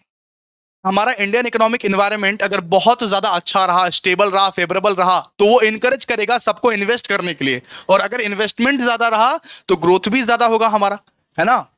इसके बाद इकोनॉमिक ग्रोथ, ठीक है। इंडियन इकोनॉमिक एनवायरनमेंट भैया प्रमोट करता है इंडस्ट्रीज को, एग्रीकल्चर को, सर्विसेज को कि भाई ग्रो करो, ग्रो करो, ग्रो करो। इंडियन इकोनॉमिक एनवायरनमेंट की यही कोशिश है कि जीडीपी ग्रोथ हो, जीडीपी का ग्रोथ हो और किसी भी तरीके से बेरोजगारी हटे, जॉब क्रिएशन आए, किसी भी तरीके से बेरोजगारी हटे, ठीक है। इसके बाद एम्प्लॉयमेंट अपॉर्चुनिटी। ये जो प्रोग्राम्स लाइक स्किल इंडिया है, स्किल इंडिया बोल लो या मेक इन इंडिया बोल लो, जो मोदी जी लाए हुए हैं, ये सब प्रोग्राम के तहत आप लोगों को जॉब अपॉर्चुनिटी भी मिलती है, एक यूथ को जॉब अपॉर्चुनिटी भी मिलती है इंडियन इकोनॉमिक एनवायरनमेंट के तहत। जिससे क्या होता है, जिससे भैया बेरोजगारी रिड्यूस होती है, बेरोजगारी रिड्यूस होती है। इसके बाद पॉवर्टी एलिविएशन, यानी गरीबी को मिटाओ, गरीबी को जड़ से हटाओ, गरीबी को जड़ से हटाओ। Economic reforms and welfare schemes help reduce poverty by increasing income levels and access to basic facilities, ठीक है, ठीक है। मतलब कि इनका जो मेन एम क्या है, इनका मेन एम है रिड्यूसिंग, मतलब कि किसी भी तरीके से वो जो पुअरनेस है उसको हटाना है, किसी भी तरीके से भैया वो गरीबी को हटाना है, ठीक है। और फिफ्थ है कि भैया वो डेवलपमेंट तो करेंगे लेकिन सस्टेनेबल डेवलपमेंट करेंगे, ठीक है। मतलब कि डेवलपमेंट करो, डेवलपमेंट करना गलत बात नहीं है, डेवलपमेंट करो, डेवलपमेंट हर एक इंसान को करना चाहिए, लेकिन सस्टेनेबल डेवलपमेंट होना चाहिए। और सिक्स्थ है ग्लोबल कॉम्पिटिटिवनेस, कि ग्लोबली सबको कंपीट करेंगे। इंडियन इकोनॉमिक एनवायरनमेंट का ये भी एक इंपॉर्टेंस है कि ग्लोबली सबको कंपीट करेंगे by ease of doing business, ठीक है। ये सब पढ़ लीजिएगा, 7-8 पॉइंट पढ़ लीजिएगा, आपका काम बन जाएगा। 8 पॉइंट पढ़िएगा, 10 मार्क्स का क्वेश्चन पूछा जाए तो 8 पॉइंट पढ़ना बहुत ज्यादा जरूरी है। अब क्या करने वाले हैं सर, अब ये बता दो। अब देखिए, अब हम लोग संजीवनी बूटी तो कर लिए, लेकिन जो जो क्वेश्चन संजीवनी बूटी में नहीं है, जो जो क्वेश्चन हमारे ई बुक में है, उसके लिए हम लोग ई बुक पढ़ लेते हैं, ठीक है। वो सब सारे क्वेश्चंस नहीं पढ़ेंगे जो सब सारे क्वेश्चंस हो चुके हैं संजीवनी बूटी में। अब हम लोग वो क्वेश्चंस पढ़ेंगे जो सब सारे क्वेश्चंस नहीं हुए हैं। तो अब हम लोग जा रहे हैं ई बुक पढ़ने के लिए।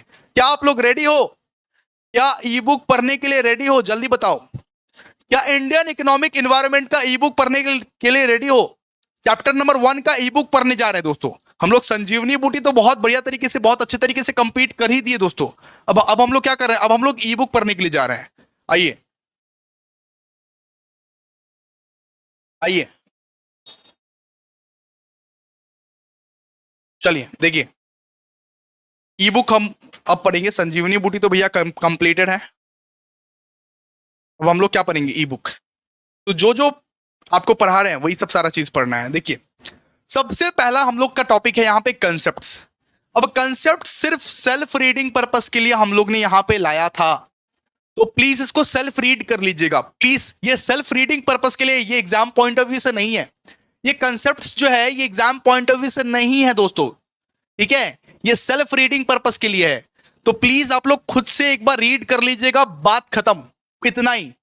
1% चांस है, जस्ट इसका 1% चांस है आने का। 1% चांस है, इसीलिए बोल रहे हैं रीड करके रख लीजिएगा, जस्ट रीड करके रख लीजिएगा। मान लीजिए इसके बारे में पूछ लिया, इसके बारे में पूछ लिया, इसके बारे में पूछ लिया, ऑलरेडी हम लोग तो ऑलरेडी वो मतलब ये कर ही लिए कवर, ठीक है? ऑलरेडी कवर तो कर ही लिया हम लोग, ठीक है? तो कंसेप्ट सेल्फ रीडिंग पर्पस के लिए भाई, कंसेप्ट सेल्फ रीडिंग पर्पस के लिए। ये भी जो है ये भी सेल्फ रीडिंग पर्पस के लिए। कंसेप्ट्स और कंपोनेंट सेल्फ रीडिंग पर्पस के लिए, आप लोग खुद रीड करोगे इसको, ठीक है? खुद रीड करोगे। ये ज्यादा इंपॉर्टेंट नहीं है, ये इंपॉर्टेंट ही नहीं है दोस्तों, ये इंपॉर्टेंट ही नहीं है। ओके, एक बार दो बार रीड करके एग्जामिनेशन में चले जाना। अगर बाई चांस आ गया तो लिख देना, कोई दिक्कत नहीं है। एकदम बना बना के लिखना है, कोई दिक्कत नहीं है, ठीक है? अब यहां से इंपॉर्टेंट शुरू होता है। देखिए, यहां से जितने भी टॉपिक्स है सारे के सारे इंपॉर्टेंट है, सारे के सारे इंपॉर्टेंस। सबसे पहला importance of Indian economic environment. अभी अभी आपको संजीवनी बूटी में करवाए थे, अभी अभी आपको संजीवनी बूटी में पढ़ाए थे। तो दोस्तों देखिए, इसका कम से कम 8 पॉइंट कर लीजिएगा। कितना पॉइंट? 8 पॉइंट। वापस से मार्क करवा दे रहा हूं यहाँ पे, 8 पॉइंट कर लीजिएगा। यहाँ पे संजीवनी बूटी में अभी के अभी करवाए थे वही सारा चीज है, वही सारा चीज। वहां से जितना भी पॉइंट है कर लेना, 1-2 पॉइंट एक्स्ट्रा यहां से कर लेना। 8 पॉइंट करना जरूरी है, वापस से बोल रहा हूं, 8 पॉइंट करना जरूरी है ना? इसके बाद इकोनॉमिक ग्रोथ। इकोनॉमिक ग्रोथ के बारे में भी आप लोग को बता दिया कि जब कंट्री का जीडीपी का ग्रोथ होता है उसको बोलते हैं इकोनॉमिक ग्रोथ हुआ है, ठीक है? ऑलरेडी आप लोग को बता दिया। इकोनॉमिक डेवलपमेंट ऑलरेडी आप लोग को बता दिया कि जब जीडीपी के साथ साथ हेल्थ सेक्टर का भी ग्रोथ होता है, एजुकेशन का भी ग्रोथ होता है, लिविंग स्टैंडर्ड का भी ग्रोथ होता है, तो उसको क्या बोलते हैं? Economic development. क्लियर है ना भाई? क्लियर है ना? चैट बॉक्स में बताओ, इकोनॉमिक डेवलपमेंट का मतलब भी बताया कि नहीं बताया? बताओ जी भैया, बिल्कुल। एचडीआई का मतलब भी बता दिया आप लोग को। एचडीआई क्या है? एक मेजरिंग रॉड है। जैसे आप लोग को थर्मामीटर से आप बुखार को मापते हो ना, वैसे ही एचडीआई मापता है डेवलपमेंट ऑफ द कंट्री को। और ये 3 चीजों को लेता है, 3 चीजों को। सबसे पहले तो भैया लाइफ एक्सपेक्टेंसी, दूसरा एजुकेशन, और तीसरा स्टैंडर्ड ऑफ लिविंग, ठीक है? एचडीआई भी आप लोग को बता दिए, है ना? और दोस्तों अब हम लोग पढ़ने वाले हैं वो चीज जो संजीवनी बूटी में नहीं दिया गया था, economic growth versus economic development. आइए आइए, आ जाओ भाई। Economic growth versus economic development. क्या है इकोनॉमिक ग्रोथ और क्या है इकोनॉमिक डेवलपमेंट? जंग छिड़वाएंगे अभी, जंग। सबसे पहले मीनिंग का बात करें। इकोनॉमिक ग्रोथ का मतलब क्या है? इकोनॉमिक ग्रोथ का मतलब है it is a positive quantitative change in the output of economy in a particular period of time. मतलब जब एक देश का जीडीपी बढ़ जाता है, जब एक देश का आउटपुट बढ़ता है, मतलब कि पहले प्रोडक्शन इतना नहीं करते थे, अब ज्यादा कर रहे हैं, उसको हम लोग क्या बोलते हैं? इकोनॉमिक ग्रोथ, ठीक है? और इकोनॉमिक डेवलपमेंट मतलब भैया इकोनॉमिक ग्रोथ तो हो ही रहा है, लेकिन साथ साथ health care facility, basic education facility, living standard, सब कुछ ही बढ़ रहा है, सब कुछ बढ़ रहा है। ग्रोथ के साथ साथ ये सब चीज भी बढ़ रहा है, तो हम लोग उसको क्या बोलते हैं? Economic development. It considers the rise in the output in an economy along with the advancement of HDI index, which consider a rise in the living standard, advancement in technology and overall happiness index of the Nations. Simple सा बात है, मेरा देश अगर खुश है, मेरा देश अगर तरक्की कर रहा है, मेरा देश का अगर लिविंग स्टैंडर्ड सही है, इसका मतलब मेरा देश डेवलपमेंट कर रहा है। मेरा देश अगर खुश है, मेरा देश में अगर खुशी का माहौल चल रहा है, मेरा देश में अगर बेरोजगारी नहीं है, मेरा देश का हेल्थ केयर सिस्टम सही है, मेरा देश का मेडिकल एडवांसमेंट सही है, मेरा देश का एजुकेशन फैसिलिटी सही है, तो मैं ये बोलूंगा कि यहां पे इकोनॉमिक डेवलपमेंट हो रहा है। यहां पे क्या हो रहा है? Economic development. ओके, इसमें से पांच पढ़ना है, पांच पढ़ना है, पांच। कितना? पांच। अच्छा, इसका जो कंसेप्ट है ये एकदम नैरोअर कंसेप्ट है। इकोनॉमिक ग्रोथ बहुत छोटा कंसेप्ट है। इकोनॉमिक ग्रोथ बहुत छोटा, बहुत नैरो कंसेप्ट है। लेकिन इकोनॉमिक डेवलपमेंट एक ब्रॉडर कंसेप्ट है। कैसा कंसेप्ट है? Broader concept. कैसा कंसेप्ट है? ब्रॉडर कंसेप्ट है। अच्छा, nature of approach, economic growth जो है ये क्वांटिटेटिव इन नेचर है, कि प्रोडक्शन अगर ज्यादा हुआ है तो इकोनॉमिक ग्रोथ हुआ है, और ये क्वालिटेटिव इन नेचर है, बिकॉज हर चीज को ही देखते हैं डेवलपमेंट में, हर चीज को हम लोग देखते हैं, है ना। ओके, स्कोप, इसके बाद इसके बाद बात करेंगे स्कोप। इसमें हम लोग कौन कौन से पैरामीटर्स पे देखते हैं कि इकोनॉमिक ग्रोथ हुआ है? कौन कौन से पैरामीटर्स पे हम लोग जज करते हैं कि इकोनॉमिक ग्रोथ हुआ है? जब हमारा जीडीपी ग्रो करता है तब हम लोग बोलते हैं इकोनॉमिक ग्रोथ हुआ है। जब हमारा जीएनपी ग्रो करता है, जब हमारा एफडीआई ग्रो करता है, तब हम लोग बोलते हैं इकोनॉमिक ग्रोथ हुआ है। ठीक है, लेकिन जब हमारा लाइफ एक्सपेक्टेंसी रेट ग्रो करता है, जब हमारा लिटरेसी रेट ग्रो करता है, जैसे मान लीजिए हमारे देश में अब बहुत ज्यादा लोग पढ़ने लिखने लगे हैं, बहुत ज्यादा लोग एकदम लिटरेट हो गए हैं। ठीक है, जब हमारा एकदम वो जो जब हमारा देश गरीबी अब नहीं है, जब हमारा देश गरीब नहीं है, उसको हम लोग क्या बोलते हैं? डेवलपमेंट हुआ है। डेवलपमेंट हुआ है, मुबारक हो, डेवलपमेंट हुआ है। ठीक है, अच्छा, अब हम लोग पढ़ेंगे वो टर्म के बारे में। टर्म, इसमें आइए, इसमें वो टर्म या टीनर। तो इकोनॉमिक ग्रोथ जो होता है वो शॉर्ट टर्म इन नेचर होता है, और इकोनॉमिक डेवलपमेंट जो होता है वो लॉन्ग टर्म इन नेचर होता है। ठीक है, economic growth short term in nature होता है। इकोनॉमिक डेवलपमेंट, अरे एक डेवलपमेंट 50 साल, 60 साल, 70 साल तक चलता रहता है, लेकिन एक ग्रोथ जो है वो कितना देर तक का रहेगा बताइए ना आप लोग? बहुत कम समय के लिए रहता है। एप्लीकेबिलिटी, इकोनॉमिक ग्रोथ सिर्फ डेवलप्ड नेशन में होता है, डेवलप्ड नेशन में जो ऑलरेडी डेवलप हो चुका है, लेकिन वो डेवलपमेंट वो डेवलपिंग नेशन में होता है। जैसे कि इंडिया में डेवलपमेंट हो सकता है, लेकिन एक डेवलप्ड नेशन में जो ऑलरेडी डेवलप्ड है वहां पर तो डेवलपमेंट नहीं होने का, वहां पे तो ग्रोथ होता है सिर्फ।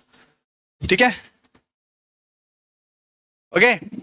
इसके बाद ये पढ़ लीजिएगा, frequency of occurrence in a certain period of time. Growth जो होता है वो एक सर्टेन पीरियड ऑफ टाइम के लिए होता है, लेकिन अगर मान लीजिए आपके कंट्री में डेवलपमेंट हुआ है तो वो कंटिन्यूअसली होता रहेगा, होता रहेगा, होता रहेगा।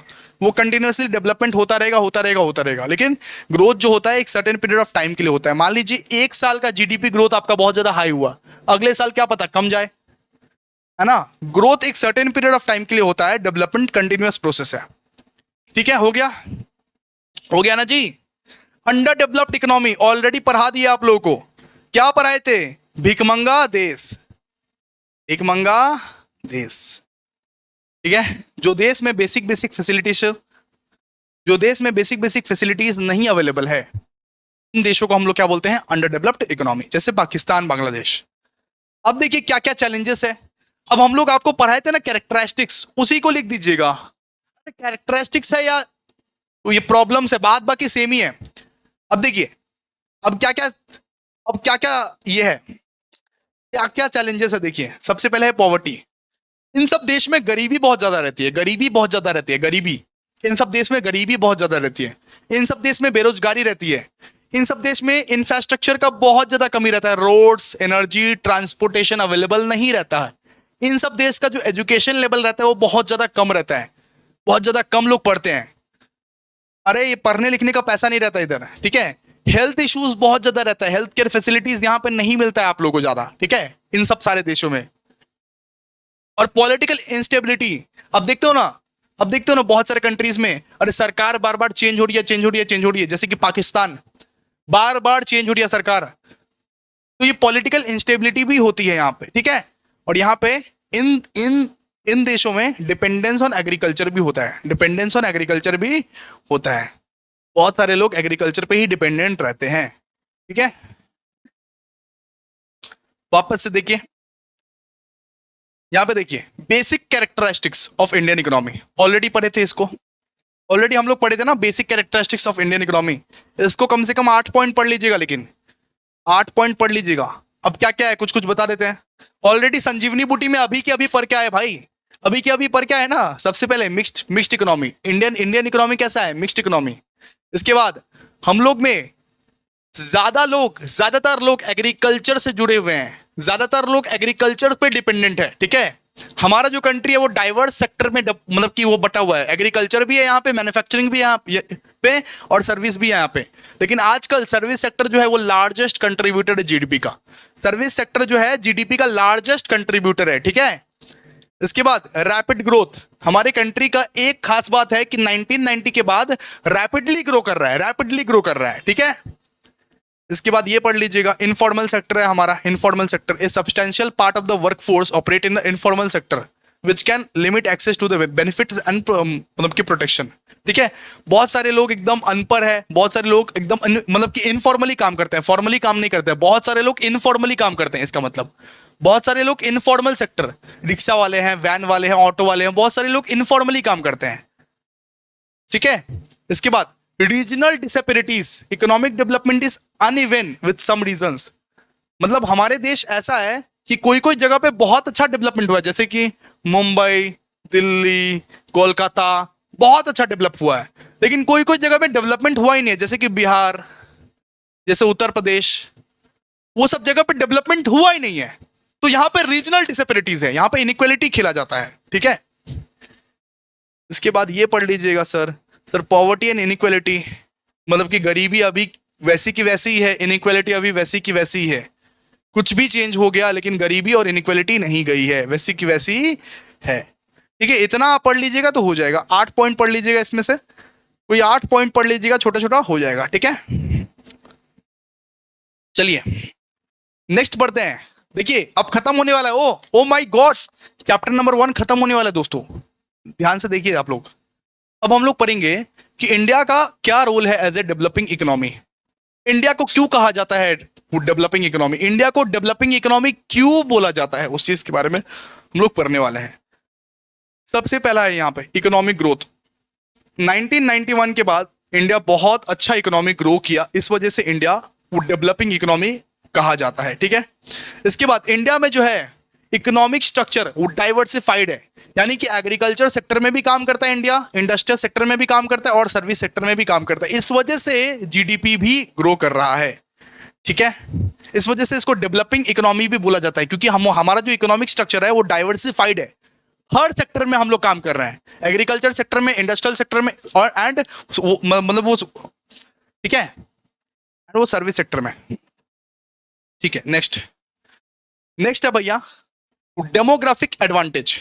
इंडिया में अगर मान लो पॉपुलेशन ज्यादा है तो पोटेंशियल भी तो ज्यादा है ना, हर काम कर सकते हैं इंडिया वाले हर एक काम कर सकते हैं, इंडिया के पास लार्ज वर्कफोर्स है, जैसे वो दुबई को देख लो, दुबई के पास वर्कफोर्स है, बताओ, इंडिया के पास हर एक काम करने का पोटेंशियल है, ये एक एडवांटेज है, इसीलिए इंडिया को हम लोग डेवलपिंग इकोनॉमी बोलते हैं, डेवलपिंग इकोनॉमी, ठीक है।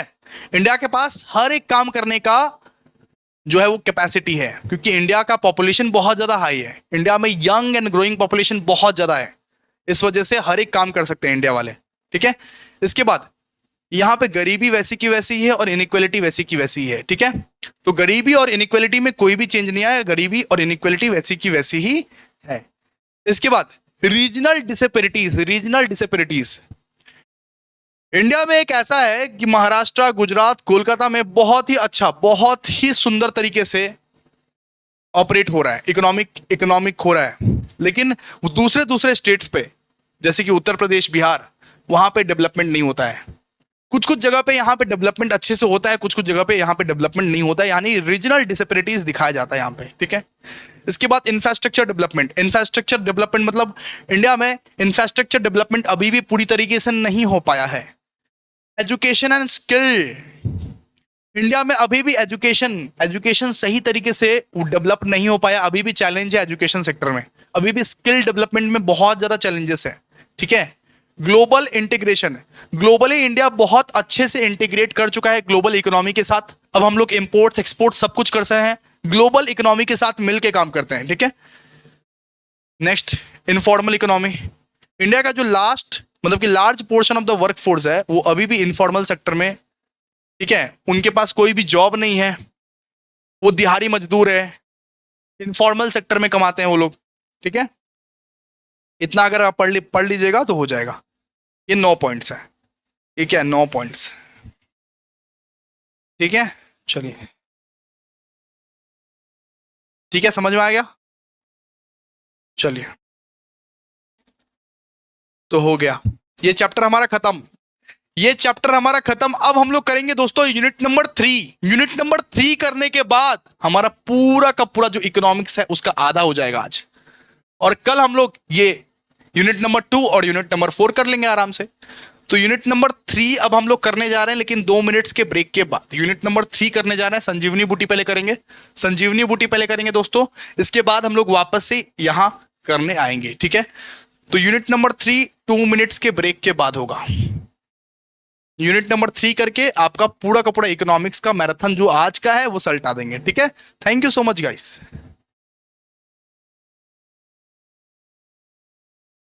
चलिए, वेट कीजिए, 2 मिनट के बाद वापस मिलेंगे, 2 मिनट के बाद वापस मिलेंगे, 2 मिनट से ज्यादा नहीं, 2 मिनट के बाद वापस मिलेंगे। चलिए,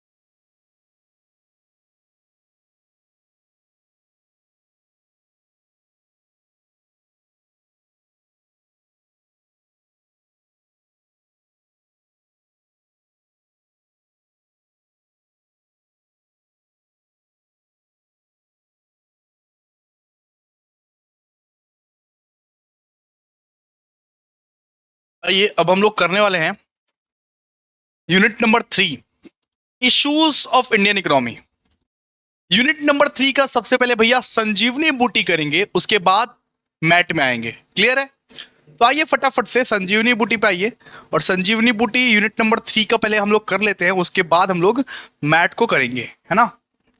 आइए, कहाँ गया संजीवनी बूटी? यस, ये रहा chapter number 3, issues in Indian economy. Issue क्या है तुम्हारी भाई? इशू क्या है तुम्हारी? तो वैसे ही इंडियन इकोनॉमी की क्या इशू है उसके बारे में हम लोग इस चैप्टर में पढ़ते हैं नॉर्मली। तो सबसे मेन इशू के बारे में तो आपको पता ही है, इंडियन इकोनॉमी का सबसे मेन इशू क्या है भैया? बेरोजगारी। सबसे मेन इशू है बेरोजगारी, यानी अनएम्प्लॉयमेंट के बारे में मेनली इस चैप्टर में हम लोग पढ़ने वाले हैं, अनएम्प्लॉयमेंट के बारे में। क्लियर है? तो आइए फटाफट से हम लोग स्टार्ट करते हैं। What is unemployment? क्या है अनएम्प्लॉयमेंट? जरा ध्यान से सुनिए। अनएम्प्लॉयमेंट एक ऐसा सिचुएशन है जब इंडिविजुअल काम करना तो चाहता है, मैं काम करना चाहता हूं, लेकिन खुद के लिए काम ढूंढ नहीं पाता है। मैं काम करना तो चाहता हूं, लेकिन मैं खुद के लिए काम ढूंढ नहीं पा रहा हूं। उस सिचुएशन को मैं क्या बोलूंगा? Unemployment. Unemployment is a situation where individuals who are willing and able to work can not find suitable jobs. मैं काम करना तो चाहता हूं, मैं काम कर तो सकता हूं, लेकिन मुझे काम मिल नहीं रहा है। उस सिचुएशन को हम लोग क्या बोलेंगे? अनएम्प्लॉयमेंट। क्लियर है आप लोगों को? Unemployment is a situation where individual who are willing and able to work and can not find suitable jobs. Clear है? ओके, अब बात करते हैं what is unemployment rate. What is unemployment rate? Unemployment rate क्या होता है? देखिए, the unemployment rate is a percentage of the labour force that is unemployed but actively seeking work. Actively seeking work. Unemployment rate का मतलब जो लोग, जो labour force unemployed है, जो लेबर फोर्स अनएम्प्लॉयड है लेकिन फिर भी काम खोज रहे हैं। मतलब तुम अनएम्प्लॉयड हो फिर भी काम खोजे जा रहे हो, तो उस रेट में तुम भी आ रहे हो दोस्तों। अनएम्प्लॉयमेंट रेट एक ऐसा परसेंटेज है लेबर फोर्स का, एक ऐसा परसेंटेज है लेबर फोर्स का, एक ऐसा परसेंटेज है जो अनएम्प्लॉयड है और एक्टिवली खोज रहे काम को, एक्टिवली खोज रहे काम को।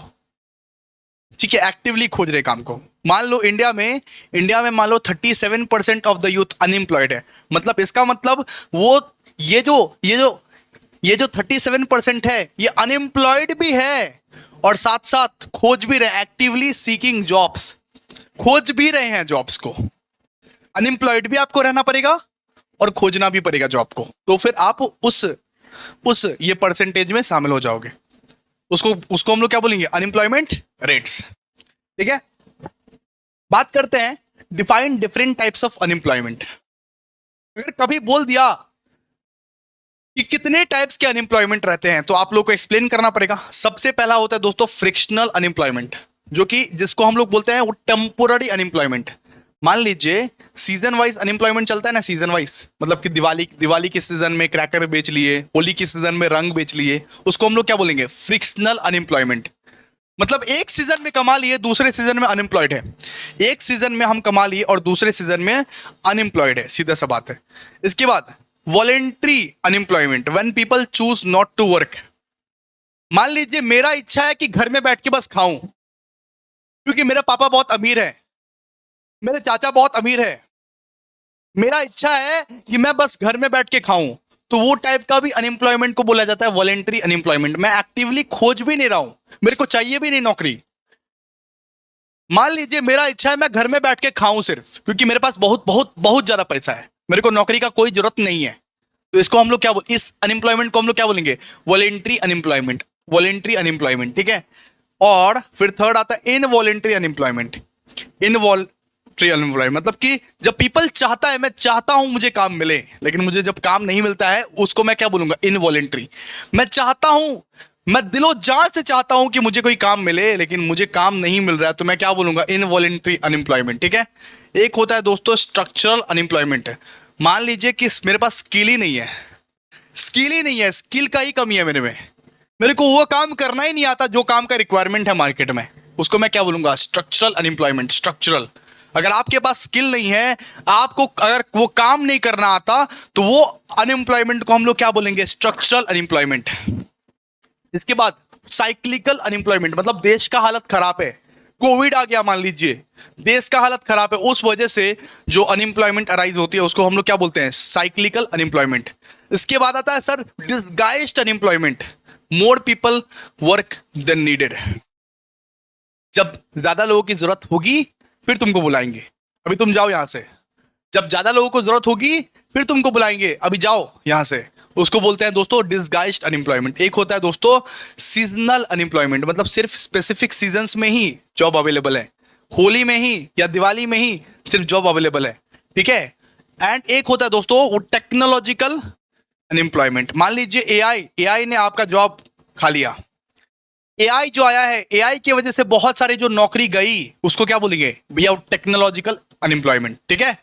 तो डिफरेंट टाइप्स ऑफ अनएम्प्लॉयमेंट में क्या क्या आता है sir, frictional, voluntary, involuntary, structural, cyclical, disguised, seasonal और टेक्नोलॉजिकल।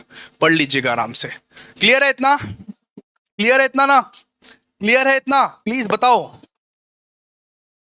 अब हम लोग बताएंगे, अब हम लोग बात करेंगे दोस्तों Mahatma Gandhi national rural employment guarantee act, MGNREGA।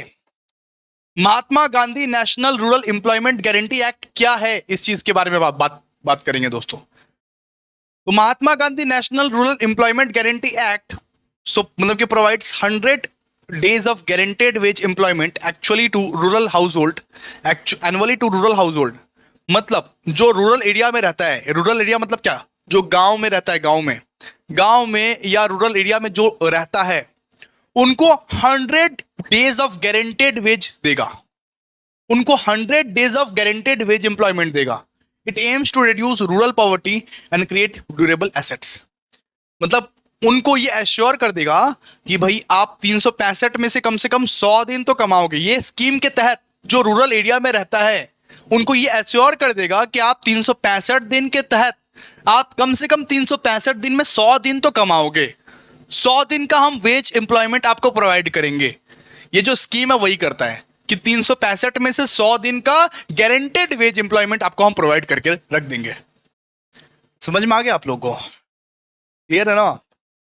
चलो आ जाओ, अब बात करेंगे what is the difference between absolute poverty and relative poverty. एक बात आप लोग समझो, अगर आपका बेसिक नीड्स फुलफिल नहीं हो पा रहा है तो आपका वो उसका नाम देंगे हम लोग एब्सोल्यूट पॉवर्टी। अगर आपका बेसिक नीड्स, अगर आपको खाना नहीं मिल रहा है, कपड़ा नहीं मिल रहा है, क्लोथिंग नहीं मिल रहा है, आपका बेसिक नीड्स ही फुलफिल नहीं हो पा रहा है तो उसको आप बोलोगे एब्सोल्यूट पॉवर्टी। Absolute poverty. एक होता है आप सच में गरीब हो, एक होता है आप दूसरे से कंपेयर कर रहे हो। आप सच में अगर गरीब हो तो उसको बोलते हैं एब्सोल्यूट पॉवर्टी। अगर आप दूसरे के कंपैरिजन में गरीब हो, आपका दोस्त मान लीजिए आपसे अमीर है, आप उससे थोड़ा सा गरीब हो, उसको बोलते हैं रिलेटिव पॉवर्टी। लेकिन आप एक्चुअल में गरीब नहीं हो, आपका बेसिक नीड्स फुलफिल हो रहा है, लेकिन आपका दोस्त मान लीजिए गाड़ी में घूमता है, आप बाइक में घूमते हैं, आप उसके सामने अपने आप को गरीब बताते हो, तो वो है दोस्तों रिलेटिव पॉवर्टी। एक होता है एब्सोल्यूट पॉवर्टी, एक होता है रिलेटिव पॉवर्टी। अब अपने दोस्तों को बोल देते हो ना, भाई मैं तो बहुत गरीब हूं, मेरा तो किसी भी तरीके से चल रहा है, अब तुम लोग जैसा अमीर थोड़ा ना हूं मैं। तो आप एक दूसरे से जब कंपेयर करते हो अपने आप को तो वो होता है दोस्तों रिलेटिव पॉवर्टी। और एब्सोल्यूट पॉवर्टी मतलब सच में आपको फूड, शेल्टर, क्लोथिंग का अभाव है, सच में आप गरीब हो। एब्सोल्यूट पॉवर्टी मतलब भैया रियल गरीब, रियल गरीब। और यहां पे तो आप बस कंपेयर करते रहो, कंपेयर करते रहो। तो compares individual income to other in society to measure inequality, इसको हम लोग क्या बोलेंगे, रिलेटिव पॉवर्टी। ठीक है, रिलेटिव पॉवर्टी कि मैं इससे कितना गरीब हूं। जैसे आप वो टेक्निकल गुरुजी का तो नाम सुने होगे ना। अब टेक्निकल गुरुजी का जब आप नाम सुनते हो तो टेक्निकल गुरुजी से तो हम सब गरीब हैं, उनसे अगर कंपेयर किया जाए तो हम सभी गरीब हैं उनसे। ठीक है, आप अपने आप को अंबानी से कंपेयर कर रहे हो तो आप तो सच्ची में गरीब हो उसके सामने। उसको हम लोग क्या बोलेंगे, रिलेटिव पॉवर्टी। रिलेटिव पॉवर्टी मतलब कंपेयर कर रहे हो। एब्सोल्यूट पॉवर्टी मतलब तुम सच का ही गरीब हो, खाने को खाना नहीं है, अरे जिसके पास शेल्टर नहीं है, जिसके पास क्लोथिंग नहीं है, फूड, शेल्टर, क्लोथिंग का अभाव है, उसको बोलते हैं एब्सोल्यूट पॉवर्टी। और रिलेटिव पॉवर्टी मतलब आप कंपेयर कर रहे हो, जस्ट कंपेयर कर रहे हो, एक दूसरे से कंपेयर कर रहे हो। ठीक है, समझ में आ गया ना। प्लीज आप लोग बोलो, चैट बॉक्स में लिखो। चैट बॉक्स में नहीं लिखोगे तो कैसे चलेगा। 5 मार्क्स का क्वेश्चन करने वाले अभी 5 मार्क्स के क्वेश्चंस करने वाले हैं। सबसे पहला question, what are the causes of unemployment? क्यों होता है ये बेरोजगारी? सुनो, क्यों होता है बेरोजगारी, उसके बारे में हम लोग पढ़ने वाले हैं। What are the causes of unemployment? सबसे पहले रैपिड पॉपुलेशन ग्रोथ। अरे पॉपुलेशन बढ़ जाता है, ठीक है, अरे पॉपुलेशन बढ़ जाता है, इस वजह से भी तो अनएम्प्लॉयमेंट होता है ना। Seasonal work, agriculture which employees a significant portion of the work force offer employment only during planting and harvesting seasons. तो एग्रीकल्चर का जो काम रहता है वो सिर्फ सीजन वाइज ही होता है। अगर सीजन नहीं है तो फिर काम भी नहीं है, सीजन वाइज ही होता है ना सिर्फ एग्रीकल्चर का काम। ये भी एक कॉजेस। फिर वो टेक्नोलॉजिकल चेंजेस, एआई आया और आप लोगों का जॉब खा गया, एआई आया और जॉब खा गया, इस वजह से भी होता है अनएम्प्लॉयमेंट, ठीक है। लो इंडस्ट्रियल ग्रोथ, इंडस्ट्रीज में बहुत कम ग्रोथ हो रही है, इंडस्ट्रीज में लो ग्रोथ हो रही है, इस वजह से भी होता है। The slow pace of industrialization fails to provide enough job for the expanding workforce. और स्किल मिसमैच, आपके पास स्किल ही नहीं है तो कहां से मिलेगा एम्प्लॉयमेंट? स्किल ही नहीं है, आपको आता ही नहीं है काम करना, कहां से मिलेगा एम्प्लॉयमेंट? बताइए ना, ठीक है, समझ में आया आप लोगों को? अब हम लोग पढ़ेंगे what are the causes of poverty. क्या कारण है कि गरीबी है? What are the causes of poverty? सबसे पहले भैया अनएम्प्लॉयमेंट। जितना ज्यादा बेरोजगारी बढ़ती जाएगी उतना ज्यादा गरीबी और भी यहां पे होगा, ठीक है। लो एग्रीकल्चरल प्रोडक्टिविटी, मतलब एग्रीकल्चर में भी उतना ज्यादा प्रोडक्टिविटी अब नहीं हो पा रहा जितना होता था पहले, ठीक है। रैपिड पॉपुलेशन ग्रोथ, अरे पॉपुलेशन भी बहुत ज्यादा ग्रो कर रहा है। High population increases the dependency ratio, living fewer resources and families. इसके बाद अनइक्वल वेल्थ डिस्ट्रीब्यूशन, ऐसा हो रहा है ना कि richer becoming more richer and poor becoming more poorer, unequal distribution हो रहा है, इस वजह से भी पॉवर्टी आ रहा है। गरीब और गरीब बनते जा रहे हैं, अमीर और अमीर बनते जा रहे हैं। लैक ऑफ एजुकेशन फैसिलिटीज की वजह से जितना ज्यादा इलिटरेट रहेंगे इस कंट्री में उतना ज्यादा लोग गरीब बनते जाएंगे। लिटरेट रहेंगे तो उतना गरीबी से नहीं मरेंगे एटलीस्ट। लैक ऑफ एजुकेशन की वजह से भी illiteracy and lack of skill development, आपके पास मान लो स्किल ही नहीं है, आप इलिटरेट हो तो आपको बेटर जॉब कैसे मिलेगा, ठीक है। तो ये सब सारा कॉजेस है सर ये पॉवर्टी के, ठीक है।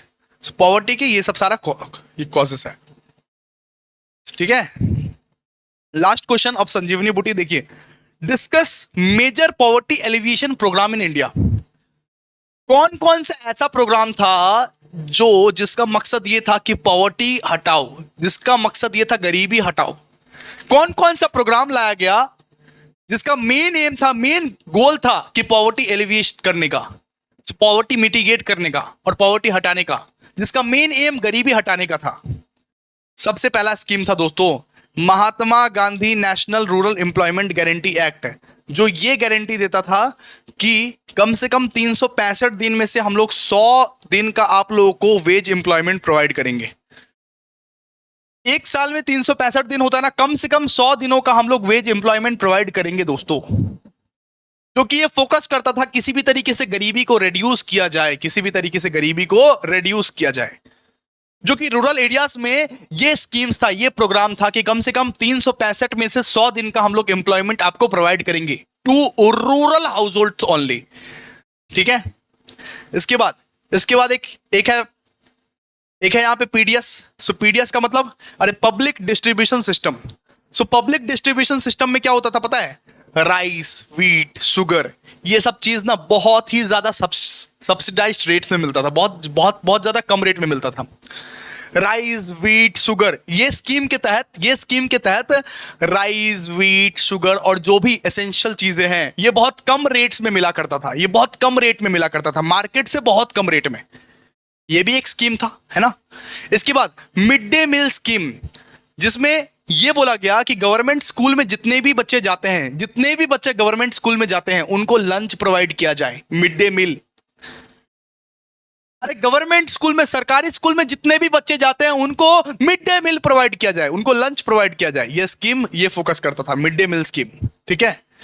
इसके बाद दोस्तों national rural livelihood mission aims to promote self employment through skill development and financial assistance to rural household, ठीक है।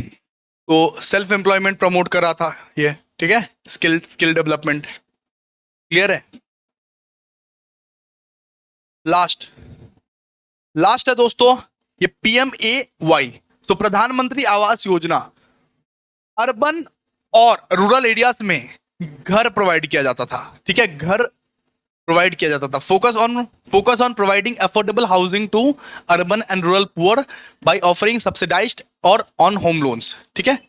मतलब कि घर उनका, जस्ट आप सुने होगे ना कि गांव में मोदी जी ने घर बना दिया, तो ये PMAY के तहत होता है। सो प्रधानमंत्री आवास योजना के तहत होता है कि बहुत कम रेट पे लोन आपको वो, मतलब कि वो प्रोवाइड करते हैं, उससे आप घर बना लेते हो, ठीक है।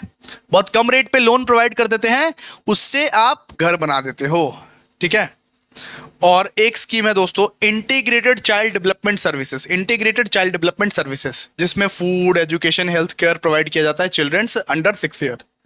6 साल के कम के बच्चे को फूड, एजुकेशन, हेल्थ केयर सब कुछ प्रोवाइड किया जाता है।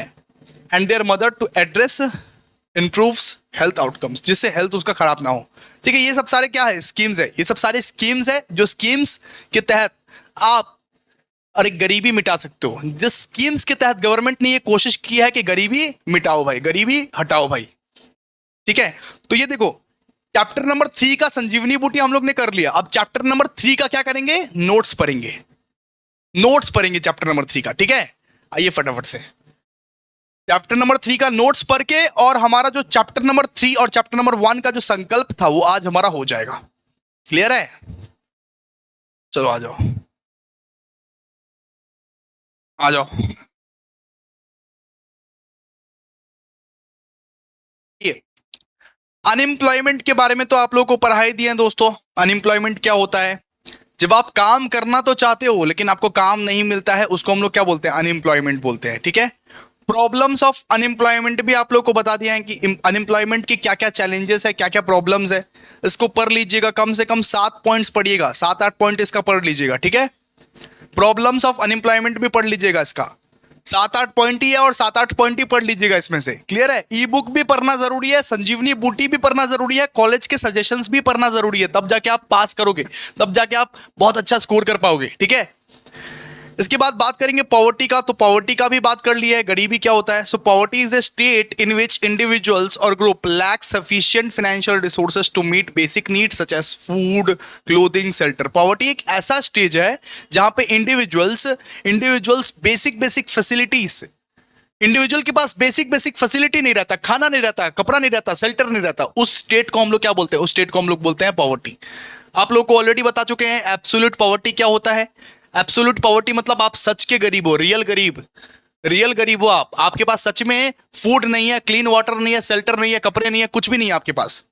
और रिलेटिव पॉवर्टी मतलब आप सोसाइटी के साथ कंपेयर कर रहे हो अपने आप को। रिलेटिव पॉवर्टी मतलब आप कंपैरिजन कर रहे हो कि मैं इससे गरीब हूं, मैं अपने दोस्त से तो गरीबी हूं, इसको बोलते हैं रिलेटिव पॉवर्टी। इसको इसको हम लोग क्या बोलते हैं, रिलेटिव पॉवर्टी। फीचर्स देखिए, फीचर्स बिल्कुल सेम टू सेम है ना, फीचर्स बिल्कुल आसान है। इकोनॉमिक इंस्टेबिलिटी आता है, फिर जाके गरीबी आता है, सोशल एक्सक्लूजन, ठीक है। सो पीपल इन,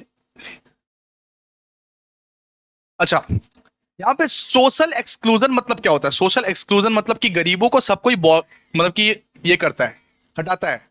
अरे गरीबों का कोई साथ नहीं होता है दोस्तों। हेल्थ इश्यूज आता है गरीबों को बहुत बहुत बहुत ज्यादा, एजुकेशन फैसिलिटीज नहीं मिल पाता है, और साइकिल ऑफ पॉवर्टी घूमता जाता है, घूमता जाता है, घूमता जाता है। हम लोग वीसीएस साइकिल ऑफ पॉवर्टी पढ़े थे ना, वीसीएस साइकिल ऑफ पॉवर्टी, बिल्कुल, ठीक है। तो बहुत आसान है, की फीचर्स ऑफ पॉवर्टी बहुत ज्यादा आसान है, ठीक है। इसके बाद देखिए इनइक्वालिटी इन इनकम डिस्ट्रीब्यूशन, इसका मतलब क्या हुआ, इसका मतलब रिचर और रिच होते जा रहे हैं, पुअर और पुअर होते जा रहे हैं, ठीक है। इनइक्वालिटी इन इनकम डिस्ट्रीब्यूशन मतलब इनकम तो है लेकिन इनइक्वालिटी बहुत ज्यादा है। इनकम तो है लेकिन इनइक्वालिटी बहुत ज्यादा है, रिच और रिचर होते जा रहे हैं, अंबानी और अंबानी होते जा रहा है, लेकिन एक एक पुअर और पुअर होता जा रहा है, ठीक है। लेकिन एक पुअर और पुअर होता जा रहा है, ठीक है। तो यहां पे इसके हम लोग फीचर्स पढ़ेंगे। देखिए इनइक्वालिटी इन इनकम डिस्ट्रीब्यूशन का सबसे पहला फीचर वेल्थ वेल्थ वेल्थ वो डिसपेरिटीज, यहाँ पे कितना ज्यादा भेदभाव होता है वेल्थ का, एक पुअर और पुअर होता जाता है और एक अमीर और अमीर होता जाता है। इकोनॉमिक इम्पैक्ट भी आता है, इकोनॉमिक इम्पैक्ट, ठीक है, इकोनॉमी में भी बहुत ज्यादा स्लो ग्रोथ होता है। अगर इनकम इनइक्वालिटी है तो इकोनॉमी में भी बहुत ज्यादा स्लो ग्रोथ है। आपका इंडिया ज्यादा तरक्की नहीं कर पाएगा, है ना। सोशल सोशल टेंशन है, सोशल टेंशन जो एक सबके मन में एक डिससेटिस्फैक्शन प्रोवाइड करके मतलब कि वो देता है कि हम कितना भी मेहनत करें, हम कितना भी मेहनत कर ले, हम हमेशा गरीब ही रहेंगे, है ना। एक्सेस टू अपॉर्चुनिटी, उनको अपॉर्चुनिटी नहीं मिलता, पता है। जो गरीब रह जाते हैं उनको प्रॉपर अपॉर्चुनिटी नहीं मिल पाता, proper education, proper health care, proper employment नहीं मिल पाता दोस्तों। Health outcome, health care facility भी, प्रॉपर हेल्थ केयर फैसिलिटी भी नहीं मिल पाता है। Income inequality is often linked with the poorer health outcomes as lower income individuals may lack access of quality healthcare, nutritious food and healthy living conditions. उनको rich लोगों के मुकाबले अच्छा खाना नहीं मिल पाता है, अच्छा हेल्थ केयर नहीं मिल पाता है, अच्छा मेडिकल फैसिलिटी नहीं मिल पाता दोस्तों, ठीक है। इसके बाद इन्फ्लेशन के बारे में तो बता ही दिया था आपको चैप्टर नंबर 1 में। इन्फ्लेशन का मतलब क्या होता है? जब जब prices of the goods and services rise हो जाता है, जब general level of prices of the goods and services rise हो जाता है, उसको हम लोग क्या बोलते हैं? इन्फ्लेशन, ठीक है, इन्फ्लेशन। फीचर्स क्या क्या बताइए? Features of inflation, rising prices. इसमें क्या होता है? गुड्स एंड सर्विसेज के जो प्राइसेस हैं, गुड्स एंड सर्विसेज के जो प्राइसेस हैं वो राइज करते रहते हैं, ठीक है। इसके बाद डिक्रीज्ड परचेसिंग पावर। इन्फ्लेशन में क्या होता है कि परचेसिंग पावर आपका डिक्रीज हो जाता है, आपके पास वो पावर नहीं रहता जो पावर आपके पास पहले था।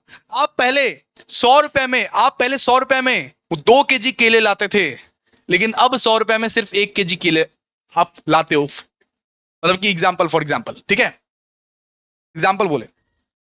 फिर ये पढ़ लेना, टाइप्स ऑफ इन्फ्लेशन पढ़ लेना, टाइप्स ऑफ इन्फ्लेशन। एक होता है दोस्तों कॉस्ट पुल इन्फ्लेशन, एक होता है डिमांड पुल इन्फ्लेशन, एक होता है बिल्ट इन इन्फ्लेशन। ऑलरेडी आप लोग को बताए थे। सो डिमांड पुल इन्फ्लेशन का मतलब क्या है? जब एक्सेस डिमांड हो जाता है, जब एक्सेस डिमांड की वजह से, मान लो कि आईफोन तुम खरीदने गए हो, लेकिन आईफोन का एक्सेस डिमांड है, उसकी वजह से उसका प्राइस बढ़ गया, तब उसको बोलते हैं demand pull inflation. Cost push inflation का मतलब, मान लीजिए वो जो प्रोडक्शन का कॉस्ट है, वो जो बनाने का कॉस्ट है, वो ज्यादा महंगा पड़ रहा है, वो ज्यादा महंगा पड़ रहा है, उसकी वजह से आपका आप पे यहां पे बर्डन आएगा, है ना, ठीक है। Interest rates, central bank often adjust interest rates to control inflation, raising rates to hike inflation and lowering them to stimulate economic growth। Simple सी बात है। और कभी कभी सेंट्रल बैंक जो है इंटरेस्ट रेट को भी कंट्रोल करता है, इन्फ्लेशन को कंट्रोल करने के लिए। सेंट्रल बैंक जो है वो मैनेज करता है इंटरेस्ट रेट को इन्फ्लेशन को कंट्रोल करने के लिए, ठीक है। इसको पढ़ लीजिएगा, बहुत ज्यादा आसान है, मुश्किल तो कुछ है ही नहीं। फीचर्स ऑफ इन्फ्लेशन, ठीक है। नेक्स्ट हम लोग very very very important topic पढ़ने वाले हैं। नेक्स्ट हम लोग बहुत ही ज्यादा इंपॉर्टेंट टॉपिक पढ़ने वाले हैं। नेक्स्ट हम लोग पढ़ने वाले हैं सर, आइए अब हम लोग मोस्ट इंपॉर्टेंट टॉपिक पढ़ने वाले हैं, जिसका नाम है सर ये पैरेलल इकोनॉमी इन इंडिया। सो ये पैरेलल इकोनॉमी क्या होता है? जहां पे स्मगलिंग होती है, जहां पे टैक्स इवेजन होता है, जहां पे ब्राइबरी होता है, वो सारे देश को हम लोग बोलते हैं दोस्तों ये पैरेलल इकोनॉमी। एक देश का 2 पॉइंट ऑफ व्यू रहता है, एक अच्छा इकोनॉमी माना जाता है, एक होता है दोस्तों पैरेलल इकोनॉमी। अगर मान लीजिए आपके देश में टैक्स की चोरी हो रही है, स्मगलिंग हो रही है, इलीगल एक्टिविटीज हो रही है, उसको हम लोग बोलेंगे दोस्तों ब्लैक इकोनॉमी, या तो वो मतलब ये भी बोलेंगे हम, ठीक है। So the concept of a parallel economy in India refers to the unregulated, ये क्या है? अनरेगुलेटेड इकोनॉमी बोला जाता है इसको, इनफॉर्मल इकोनॉमी बोला जाता है, that operates outside the legal and tax framework, ठीक है। ये अनरेगुलेटेड इकोनॉमी है, इसको कोई रेगुलेट नहीं कर सकता। मतलब जहां पे टैक्स की चोरी होती है, जहां पे स्मगलिंग होती है, जहां पे ब्राइबरी होती है, जहां पे इलीगल एक्टिविटीज किए जाते हैं, वो इकोनॉमी को, वो देश को हम लोग क्या बोलते हैं? वो देश को हम लोग बोलते हैं सर ये पैरेलल इकोनॉमी। जहां पे ट्रांजैक्शंस को रिपोर्ट नहीं किया जाता, it encompasses activities where transactions are unreported and underreported to evade taxes। जहां पे टैक्स को छुपाया जाता है, वो इकोनॉमी को हम लोग बोलते हैं पैरेलल इकोनॉमी, ठीक है। जहां पे इलीगल एक्टिविटीज होती है, जहां पे स्मगलिंग होती है, जहां पे ब्राइबरी होती है, जहां पे टैक्स इवेजन होता है, जहां पे ज्यादा कैश बेस्ड बिजनेस होता है, जहां पे टैक्स को छुपाने की कोशिश की जाती है, सो आप लोग एक बात समझ के रखिए सर, ये इकोनॉमी में क्या क्या होता है, टैक्स को छुपाया जाता है, टैक्स को छुपाया जाता है, इसके बाद स्मगलिंग होता है, इलीगल एक्टिविटीज होता है, ठीक है, ब्राइबरी होता है, यहाँ पे कैश बेस्ड ट्रांजेक्शन ज्यादा होते हैं। इन सारे इकोनॉमी को हम लोग क्या बोलते हैं सर, इन सारे इकोनॉमी को बोलते हैं सर, ये मतलब इसको हम लोग ये ब्लैक इकोनॉमी भी बोल सकते हैं और साथ साथ ये भी बोल सकते हैं। ठीक है, क्लियर है।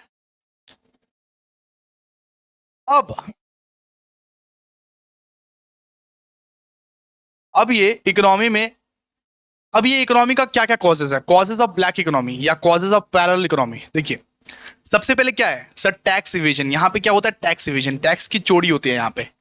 High tax rate and complex regulations leads individual and businesses to conceal income to avoid paying tax. इसके बाद यहाँ पे भैया वो करप्शन भी होता है, ठीक है, यहाँ पे कैश बेस्ड ट्रांजेक्शन भी होता है। सो ये करप्शन का मतलब क्या, इलीगल एक्टिविटीज भी यहाँ पे आपको देखने को मिल सकते हैं।